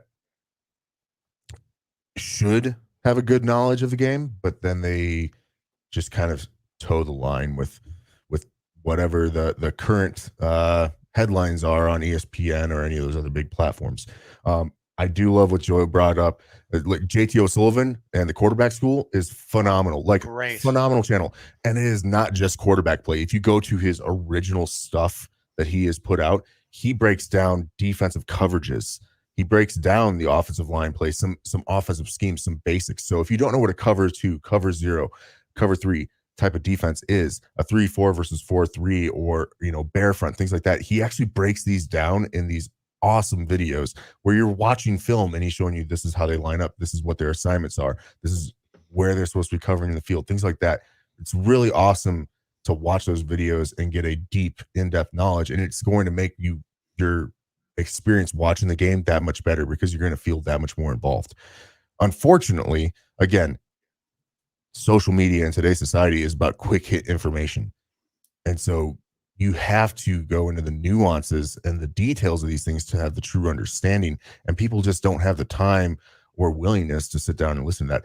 Quite honestly, especially if we were getting paid for this, I would be willing to sit and watch all 22 of all of these games so that way we could break it down. But we would be having a 5-hour or more show each week going over the previous games and what we're expecting for this week's games, just because we can get down into the nitty gritty where we can be watching position groups and specific players and evaluating, especially like those young quarterbacks and things like that.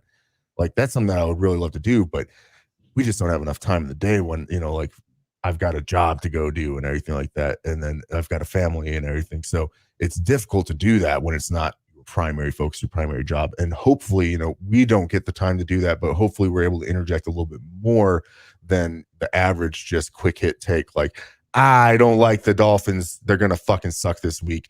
I don't care that Tyreek put up, 200 yards last week. 200 yards last week. Like that's just like a weird quick hit take. And yes, we do make some of those takes, but it's more in jest. It's more to be funny. It's not that we have blind spots because we're homers and things like that. It's we intentionally recognize them and we overlook it because it's more fun that way, to be a little bit ballsy about it. But awesome call in by Joe. Really appreciate it. I don't know that it's ruining the game, but it is definitely taking your shot of whiskey and adding in 3 shots of water to it. It's just watering the stuff down to the point where it is less in-depth and fun sometimes for certain people. Yeah, and I love what Joe said. Now those people, like, I am guilty for sure of speaking with hyperbole. Like, I'm one of those guys. I will use hyperbole. A lot of times I use it as a way of interjecting some comedy because I like being that guy. Like, I'm a loud, boisterous person. I'm a talker to the fucking max. Anybody who's ever watched a show or interacted with me knows that I will talk until I fucking turn blue in the face. So I like speaking with the hyperbole, but I always hope to add in a little bit of knowledge that goes with that on here's the why. Here's the things that I know. And I don't know everything. I am not in a quarterback room. I'm not in an NFL locker room. I'm not in a college locker room, right? It's been a long time since I have played football, but I do remember some of those things. So I'd like to have that. I'd like to interject some of the hyperbole because as much as I don't necessarily like social media sometimes, that's kind of where we live now. If we're going to be doing this, if we're going to be starting, multiple shows and a network and all of these things that we are trying to do, like, we have to live there, but it is going to water some of that down. We're going to see people who are making outlandish, ridiculous takes. And it's not just here. It's on the national media as well, because they are a business. They are selling their product. Their product is not the game. Their product is you getting their reactions to the game.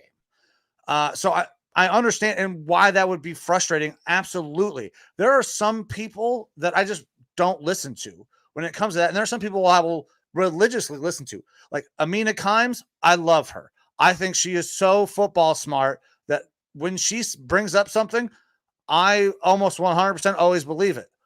I try to make sure I go and double check and see where she's pulling this from, though. Baldy. He does like offensive line breakdowns. Baldy's breakdowns. You see him on Twitter all the time. I love his content. Brian Baldinger, right? Yeah, Brian Baldinger. I love his content and all of those breakdowns because this is the Lineman Lounge. And I was an offensive line coach. I love offensive linemen. I was a running back in college. So like some of those guys, like some people, yes, let's get to that. Let's get those people and maybe not focus so much on those voices, but everything with social media and being in school, having a minor in sports and entertainment management and learning the business side of sports, that is a massive, big business, and it's not going anywhere. Even though I agree, it is absolutely watering down what we should be getting from our national media. And when we're talking about these games, I can sit here and I can talk about sports all day. I can talk about bets, all of that shit. But I want to come in. I want to bring some humor. I want to give some entertainment, but I also hopefully I'm going to educate and do things right so people can either make money or see the game in a new way to make them want to watch it more. Yeah, So I think what you're basically saying there is the difference between an analyst and a pundit. All right. You have Mina Kimes, analyst, student of the game. You have Skip Bayless, who's a pundit, and he's going to give you emotional takes and things like that aren't necessarily rooted in the analysis of what's going on in the game. Right. Both are okay, but you need to be taking one with more of a grain of salt than the other. And I feel like what we try to do here is be pundits with an analyst type of background to it. Like, we are going to be boisterous. We're going to have our takes and stuff like that, but it's going to be more so rooted from a background of like, hey, we have a bit more of an understanding of what's happening here. We're not just bullshitting. And that might be a little derogatory towards like a Skip Bayless or whatever. I'm sure that he understands sports and stuff like that, and he understands things a little bit better. But and he gets clicks based off of reactions and wild takes and things that are patently, false and things like that sometimes. So like, it is what it is. Like, we are looking to have fun here, but like you said, we want to educate. We want to have a little bit of analytical backing to what we're saying, not just have it be like, I'm saying they're going to lose, so they're going to lose type thing. Right. Absolutely. Now, don't get me wrong. Week 1, I lit up the Bengals, and I was hyperbole flew from my mouth faster than I could even think about it, talking about how the Browns were going to kick the shit out of the Bengals. I ended up being right, but was there a little bit of hyperbole in there? Yeah, sure. Was there a little bit of substance to it? Yeah, obviously. I mean, it fucking turned out to be right. So you can have a little bit of both, but when you're just the shock jock, I think the shock jock guy, he's just fucking saying shit. We're going to throw shit at the wall. We're going to see what sticks. That's not exactly what we want to do. But Joe, I agree with you. And man, that was a great call. I appreciate that call because it gives us the opportunity to talk about that, engage that, and do that. So yeah, that was great. Analysts. Yeah, I like the way he typed that up. Yep. All right. Well, the one thing that we didn't get to ask Joe about was what he thinks is going to happen with the Niners. So 49ers and Rams. Pop that in the comments, Joe. Pop it in the comments. We'll get it posted up on here. Yep. But I mean, like we talked about earlier, it's pretty surprising what the Rams did last week versus Seahawks.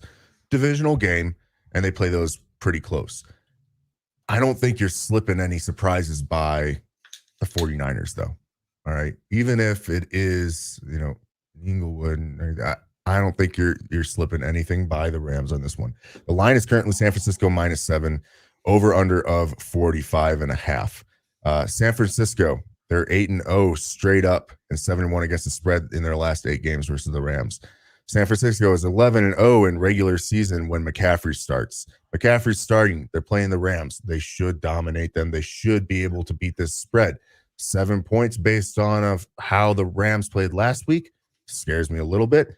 I fully expect them to win and probably by double-digit points like Joe Rockstar expects. I'm just going to take the San Francisco money line. I'm going to take the safe bet here until the season starts to shake out a little bit more and I get a better feeling for what the Rams are more than the 49ers. Because, look, I was hard on the Rams, especially the past 2 weeks. I didn't think that they were going to be amounting to shit. And they had themselves a good game last week. They did. Way more than I ever expected. I never would have bet on that. So we'll see. We need to see more from this Rams team to see if they're actually going to be competitive. I don't expect them to be uber competitive or anything like that. Maybe they can get closer to being a 500 team. Maybe. So this is going to be very interesting. I'm tending to lean towards the direction of Joe that it's going to be double digits. But it's tough because Sean McVay has never really been in this situation, right? Where this team is so down bad that we don't know how they're going to react, right? We thought that they were down bad last week and then they bounced back. But I do have some numbers. Brock Purdy is fucking excellent against the spread. He is so good against the spread. And like you said, this game is going to be played in Inglewood. But how long have the Rams been in Inglewood? How many Rams fans are in that location? I feel like the Rams fans that are there are way more passive. Like that is the LA crowd that is just like, we're going to a Rams game, not because you're a Rams fan, but because it's hip and with it. Yeah, this game in Inglewood is probably going to feel like a home game for the Niners. There are going to be so many fucking Niners fans in there. And that's what really kind of drives me up over the top. Brock Purdy is so good against the spread. And there are going to be so many fucking 49ers fans in that stadium that you feel like the 49ers have got to have an advantage, like a big fucking advantage. Yeah, Levi South, exactly. That I am going to take. I'm going to take the Niners, and I'm fucking taking them to cover. I don't like 7. I wish that was 6.5 because I would feel so much better about winning by a touchdown flat out. Excuse me, but I am going to take the Niners minus the 7 because it's going to be Levi South. Yep. All right, our next game. This will be an interesting toilet bowl match potentially. Giants and Cardinals being played in Glendale. Our boy Billy Coleman is going to be up there in Glendale watching his Giants play the Cardinals after an abysmal loss last week, 40-0. Lost to the Cowboys for his Giants. And the Cardinals, who actually played pretty well, if you look at just the box score, against the Washington Commanders for at least the first half of the game. And we're leading for a while. A bunch of turnovers helped them out there. But the line here is Giants -4, over under of 39.5. All right, so I'm going to take this one first because as soon as I'm done with my analysis, I'm going to go take a piss. The Giants are fucking atrocious. Daniel Jones looked terrible last week. But I do not think that is what that team is. They were so bad. Like I equivalated Danny Dimes to a JV high school quarterback last week. That's how fucking bad he looked last week. It was so bad. Could not complete a pass. Like almost halftime, or was it past halftime when he finally completed a fucking pass? I don't know. It was insane. I wasn't paying attention. I turned and looked at producer Amber as like, is that his fucking first completed pass?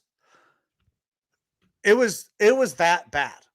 But I also don't think that the Giants that we saw last week are the actual Giants. I think I was more wrong on my take on the Cowboys not being as good. I don't think that the Giants are as bad as we saw, and I'm not convinced that the Cardinals are as good as we saw against the Commanders team who is going up against a second-year quarterback, Howell, who has so much pressure being thrust on him in a week 1, finally getting to be the guy after one chance in week fucking 18 last year. So I don't know that there's a difference. The Cardinals are really as good as they looked, and I don't think the Giants are as bad as they looked. Giants, money line, not taking any spread on this because everything looked so atrocious last week. Yep. And it's going to be the same for me. Giants on the money line. After that offensive performance, I can't put a ton of faith in the Giants, but they are just, the Cardinals are not a good team. What we saw last week out of them was definitely a flash in the pan. It was defensively that they were able to get more happening. But I think that was just a little bit more of the Commanders' offense having issues and showing those issues. And you are working with a second-year quarterback, a guy who has now played his second professional game of football, like there's going to be those issues. And despite that, Sam Howell still had an all right day, 202 yards, a touchdown, and an interception. The offensive talent on that Commanders team was way better. They just weren't clicking yet. And the Cardinals were able to take advantage of it for about a half of football. I'm actually going to pull up a little bit of information here on that game just to break it down a little bit further. And yes, we are going box score diving here, but by halftime, the Cardinals were up by 3. All right. It was 13 to 10 at that point. So not like some sort of a huge breakaway lead. Cardinals were able to get another 3 points in the third, and the Commanders were able to put up 10 in the fourth, giving them a 20-16 win against a Josh Dobbs-led Cardinals team. This is Josh Dobbs, who just kind of came in the past several weeks and became a starter there. If we are looking at the Giants, they don't have a lot of great offensive weapons beyond Saquon and Darren Waller, but I still like them over the Cardinals. I'm taking the Giants money line as well. All right. Giants money line. Yeah, I need another week out of both of these teams to figure out where we're at. Yep. All right. Next one. This will be fun. We have the New York Jets going down to Arlington playing the Dallas Cowboys. The line started off before this week. It was Jets barely favored. We are now Dallas minus 8.5, over under of 38.5. And yeah, Jets fans, you got 5 good snaps from Aaron Rodgers. 4 snaps of the football, 1 of his Achilles tendon. And I knew it was coming. And man, I even knew it was coming. I was like, wait expensive. A minute. Oh yeah. Expensive for that. Everyone was praising Aaron Rodgers, for restructuring and taking less money. But it was all guaranteed. And so now for 4 football snaps, you just paid him essentially $75 million, assuming that he comes back next year. Then you'll get some of that back. But why would he not? He's guaranteed the money, whether he fucking plays or not. Yeah. This was the biggest fuck you situation to the New York Jets fans, to pundits about him, to the Green Bay Packers, who now cannot earn that first round pick back from the Jets. It's going to be a second, which is still nice, but the Jets also are kind of fucked because that pick is in limbo now. They are trotting Zach Wilson out as their starting quarterback. Your top options to replace him are a Colin Kaepernick, which isn't going to happen. Carson They Wentz, already said it's not. Nick Foles. I think you have Colt McCoy. Yeah, you can make a trade. You got a Gardner Minshew. You got a Cooper Rush. Who else is available out there that they could add to that squad? Like, there's some Will guys. Greer is on the practice squad for the Bengals, and he had an outstanding preseason for the Cowboys. Davis Mills potentially, but this is the thing: is that none of those are really great upgrades. Jameis Winston, I know, has been thrown around a little bit as an option as well. That is a massive upgrade, if you ask my opinion. Give me Jameis over fucking Zach Wilson. Yeah, you're going to have to deal with interceptions, but you also are going to have. But I'm actually going to gain some fucking yards and some touchdowns too. Yeah, I'm going to get the interceptions with Zach Wilson, anyways. If they really wanted to trade for more of a premier quarterback of some sort, a la like I said, the rumor that had been floated around a bunch was Kirk Cousins. Send him to New York. Well, Kirk Cousins has a no trade clause in his contract. Maybe he'd be willing to give that up, but the Vikings in return are going to be asking for at least a first round pick, probably more. And this first round pick next year cannot be traded until after the season is done because of the clause saying that he has to play 60. Rodgers has to play 65% of the snaps, and then it's a first round pick. If he plays less, it's a second round pick. Both the first and second round pick are tied up. Now, I'm sure that some fucking gurus in a front office could work out a second conditional to that, where if a trade happens, say, hey, we get your first round pick. If for some reason we don't get the first round pick, then we get the second round pick and next year's first and stuff like that. I'm sure that could be figured out, but it ain't going to happen. The Jets aren't going, they don't have anyone out there on the trade market that is available that is going to be that big of an upgrade where they would have to give up a first or a second round pick for them. I have one thing that has been floated around. It's absolutely not happening, and it involves the Cleveland Browns. they trade for Deshaun Watson, we play DTR. Or they trade for DTR and we get compensation back. I can promise you that DTR is not fucking going anywhere, and neither is Deshaun Watson. Yeah, that ain't happening either. Yeah. That's the thing, is that there is not an available starting caliber quarterback that would command a first, second round pick. Third round picks, that's where you're maybe starting to talk for someone like a Gardner or something like that, but I don't even see that happening. Like, honestly, their best bet is probably to bring back Joe Flacco. He was with the team last year. He is going to be able to fit in with some of those players. He's not great. Mike fucking White. Well, you could trade for Mike White. If you do that, though, you have to get rid of Zach Wilson. That won't happen.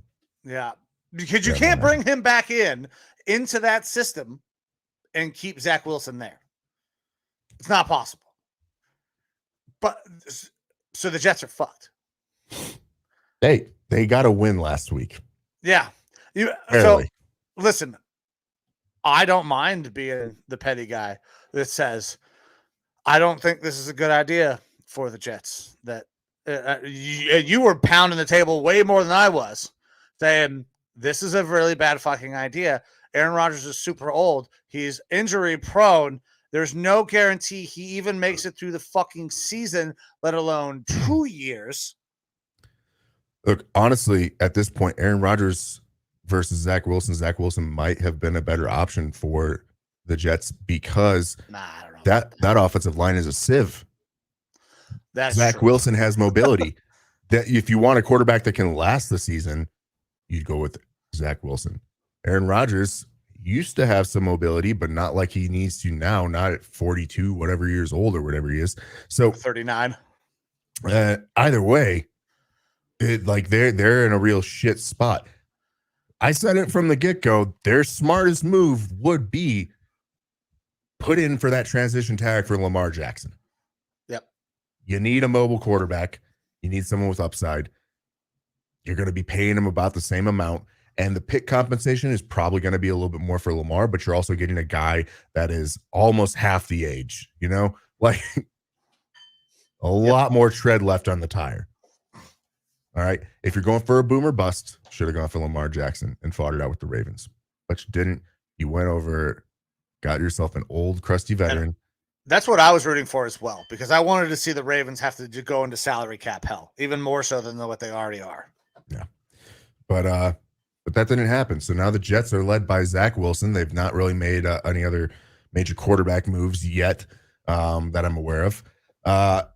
They still have an outstanding defense. They have a lot of really cool offensive playmakers. Dalvin Cook and who's the fucking running back now? I can't think of his name. Bryce Hall. Breece Hall. Or no, Breece Hall. I'm sorry. Yeah, Breece Hall. Yeah, Breece Hall. Looks like a solid running back room. Dude, solid wide receiver room. The receivers are pretty good too. It's where they were last year. You're missing a quarterback. They're in the exact same spot. They finish no better than third now, for sure, with Zach Wilson playing the entire year. Unless Zach Wilson just got the Midas fucking touch from Aaron Rodgers being there, I don't see a way that this really pans out the way they want. Austin Eckler has been downgraded to out for your Chargers game. Ooh. All right. Good update there. So Austin Eckler is out. I don't see a way that they make this work. This is so reminiscent. Oh, Jesus Christ. How did I just forget the quarterback's name? The last quarterback that the fucking Jets drafted before Zach Wilson. Mark Sanchez. Not him. In between. Still floating around the league. He's on the Niners. Darnold. Yeah, Sam Darnold. This is the same fucking Sam Darnold situation that happened before. Like a guy that we thought was really good, played at a fucking West Coast team. Not everybody saw him all the time, but he's really special. And then all of a sudden, he's not super special. It's the same fucking story, and it continues to happen to Jets fans. So for that, I do feel a little bit bad for Jets fans. But also at the same time, what did you think was going to happen? Zach Wilson should not have still been on the team. Yeah, I know this is ridiculous. That's very true. Amari Cooper was traded for a 5th. Honestly, that might be an upgrade. Like the way Cooper Rush played half of last year without Dak. Yeah, like I think that's an upgrade. Yeah, I agree. Like I think there are better prospects out there than Zach Wilson. Like give a guy a shot because you've already given Zach a shot, right? This is his last chance. This is it. And then he's going into the Sam Darnold way where he bounces around for a couple of fucking years until he latches on somewhere as a backup. But I'm not even certain he's going to hang out for too long as a backup. I think the only reason that Sam's stuck is because they had to get rid of Trey Lance. Well, Sam Darnold was not good, but he still looked better than Zach Wilson, which is why he was able to continue on with other teams and get starting jobs with like Carolina. Yeah. Like I feel bad, but I don't feel bad for Jets fans. Like you guys, the organization made this bed. Now you got to fucking sleep in it. If you want to go out and you want to make a trade for an Aaron Rodgers, you're going to bring in somebody new. You got get rid of the kid who you know can't play and bring in another guy. Leave a Mike White there who showed way more promise than a Zach Wilson, and let Mike White learn from fucking Aaron Rodgers. And there are so many other ways to go. Like Joe said here, Niners like Darnold. That is because Darnold is a solid backup quarterback with starting experience, and he's playing in a relatively simple system. The easiest system probably in the NFL. Yeah. Like Zach, and we talked about it when the draft was coming out. He makes really cool off-schedule throws with his crazy arm strength. Has absolutely no idea how to play within structure. Yep. And that's exactly what that team needs. We can break this back down to we're hammering on these Jets. We're belaboring this point. The Jets are not winning this game. I'll go first. I'm taking the Cowboys, and I'm taking them to cover. Oh. I know it's a lot. 8.5 is a lot. That fucking offensive line is terrible. The Cowboys generate so much pressure. Zach Wilson is really bad about dealing with pressure. Cowboys -8.5. Week 2 in the season, I'm not willing to take an 8.5 spread. If this was 5.5, I would. The Cowboys are they looked solid last week. They were playing the Giants, and the Giants looked pretty fucking terrible. So maybe the Cowboys aren't as good as that 40-0 win, but they're still a good team. The Jets have a very solid defense and a lot of very solid offensive playmakers that makes them a little bit dangerous. If Zach Wilson can get the ball into one of their hands, maybe they can do something with it. I still think Dallas wins this game, especially out there in Arlington. If the line was 5.5 for Dallas, I'd take that. Alternate spread all day. But I'm just going to take the Cowboys money line on this one. That's a safe bet in week 2. All right, I got you down for that already. So what's our next game? Next game, we have the Commies and the Broncos being played in Mile High, Denver. The line is Denver -3.5, over under of 38.5. And you said you weren't a fan of this spread. I mean, I love this spread because I'm taking the fucking Commanders plus the points. There's absolutely no reason that the fucking Broncos should be the favorite in this game other than the fact that the Commanders have to travel to Denver and play at high altitude. That is the only fucking reason that they should be the favorites in this game. The Broncos are 1-7 as favorites against the spread since last year. The Commanders also not good, but they got a fucking win last week. I don't understand why we're like, oh yeah, the Broncos they're going to be good. We have not seen this team be good in any amount of time. They should have won last week. They should have beat the Raiders. I think the Commanders are probably a better team than the Raiders are. Why the fuck are the Broncos the favorites in this game? Give me the Commanders plus the points. Easy. Yep. Slam dunk.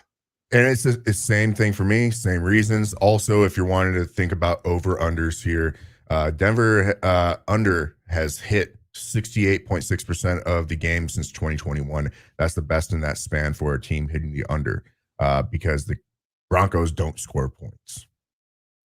And that means that the team that they're playing doesn't have to score a ton to beat them. So it ends up being lower scoring games. Now, 38.5, that's a real low scoring game. But we could see the under on this one. I'm not willing to pound that under yet, but I am going Commanders plus the points. Because the Commanders should win this outright. 100%. They should absolutely walk into Denver and win this game. Flat out. Yep. All right. Sunday Night Football. We have the Dolphins and Patriots being played in Foxborough. The line currently is Miami -2.5, over under of 46.5. This is a New England team that looked pretty good, especially on defense against the Eagles in week 1. But now that we've seen the Eagles twice against the Vikings, and we actually know that maybe the Eagles aren't the same Eagles, they aren't looking like they're firing on all cylinders yet. Maybe that isn't as much of New England as it is just the Eagles not being as good. I mean, we can't discount the Belichick factor, but still. The over is 10-4 in Mac Jones's last 14 home games. So right now, the over-under for this is 46.5. That would be expecting it to be a fairly high-scoring game for a Patriots offense that doesn't look to be able to score a whole lot. But the Miami team can score. The Dolphins have gone over in 8 of their last 9 road games with an average of 57 total points per game in total. Tua has also won 4 straight versus Belichick. To me, this is kind of an easy slam dunk one. Dolphins are going to win this game, and I'm willing to take the Dolphins -2.5 as well. I think that they are going to win by at least 3 points. Yeah, this is so easy for me, and I'm trailing you. Dolphins -2.5. They should win this, no problem. Like you said, 4-0 against the Patriots and against the spread. Mac Jones 3-11 against the spread in his career as an underdog. So this is a slam dunk. Give me the Dolphins -2.5 all day on in an offense that just is ripe with talent, man. That they threw for so many fucking yards. Like, we haven't even seen their new kind of revitalized ground game get going. I'm excited to see what McDaniel's going to do with that. Absolutely. All right, Monday night games. We got 2 of them. Our early Monday night game is the Saints versus the Panthers being played in Charlotte. The line is New Orleans -3, over under of 39.5. I don't really have a whole lot on this game because this is 2 teams that we're not expecting to be very good. I expected the Saints to be the better team in the NFC South between them and the Bucks, but I guess we'll kind of see what the Bucks are a little bit more this week. But for me, yeah, the Saints are the better team here than the Panthers. 3 points? No, I'm just going to go Saints money line on this one. Saints money line. Okay. I'll fucking type it up after. Yeah, so I want to take the cover here. I really do. But I just said it earlier in the show, I hate taking the even point spread. The 3, because I don't like the push. The Saints got a win last week. They can get a win this week. I think the Saints are better than the Panthers. Quarterback play, we got a rookie going up against a veteran who was really good at one point in his career. So I'm going to go Saints on the money line as well. This is another group that we don't know enough about these teams yet because the Saints aren't fully healthy. They don't have Alvin Kamara. It's new system, but the Panthers are in a rebuild mode. They have a brand new rookie quarterback. So this to me is kind of a crapshoot. So I'm going to go with the quarterback, most important position in all of football. I'm going to take the guy that's better, going with the Saints. Yep. All right, and then that takes us to the game that I know that you want to talk about. We got the Browns versus the Steelers being played in Pittsburgh. The line is Cleveland -2.5, which seems very small for how shitty the Steelers team is, and an over-under of 38.5. Do you guys just play bad in Pittsburgh or something? No, not really. Explain this spread to me then. So if you consider over the last fucking 20 years, yeah, sure. The Steelers have beat the absolute dog piss out of the Browns for the last 20 years. We have not been good. Exactly. We have not been good. And going into Pittsburgh has been terrible. Mike Tomlin is really good against Coach Stefanski. I don't give a fuck. The Steelers are terrible. The fact that we talked last week about the fact that was it 3.5 points? What the fuck was the spread last week for the 49ers game? Where is it? I gotta look at their picks. 49 -2.5. You want to talk about a national narrative that is being completely overblown? It's that the fucking Pittsburgh Steelers have a decent squad. They are bad at fucking football. It's because they played their starters in the preseason and looked really good in the preseason, but their starters they were playing their backup. Starters. Yeah. I don't understand this narrative at all. I cannot wait for it to die a miserable, painful, nationally televised death. The Steelers are a bad football team. Najee Harris is overrated. The backup is a more explosive runner. The offensive line is terrible. Matt Canada couldn't call a play if his fucking life depended on it. I do not like this team at all. The Browns defense is absolutely dominant. We are going up against an offense that is not good. An offense is missing that also Deontay Johnson. Deontay Johnson, their top receiving option. Yes. Yeah, also, Cam Hayward out for the season, or excuse me, not out for the season, on IR and getting surgery on his groin, probably, I believe, like 8 weeks or something like that. Now, you guys have some injuries as well. Jack Conklin going on to the IR. Who's going to be his replacement? Thanos. DeJuan Jones, baby. Right tackle, stepped right in last week and had no problem. Yep.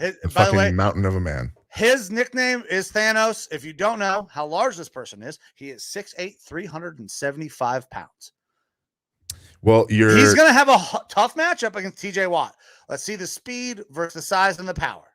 Your new starting defensive tackle, formerly of the Minnesota Vikings, likes to do his hand wraps up with an infinity gauntlet on it. So they should have a fun little yin-yang with that. Siaki Ika, he's going to be questionable for this game, along with Amari Cooper and Juan Thornhill as well. I'm not sure if you have any information on whether or not they'll play. So I believe that Juan is going to play. He's been working his way back, but no official status yet. And Amari Cooper just went on the list, I want to say yesterday. So that does not bode well for him playing on Sunday or on Monday night. Late week practice misses, you start to worry a little bit, but I think that we have enough juice wide receiver wise to be able to score enough points.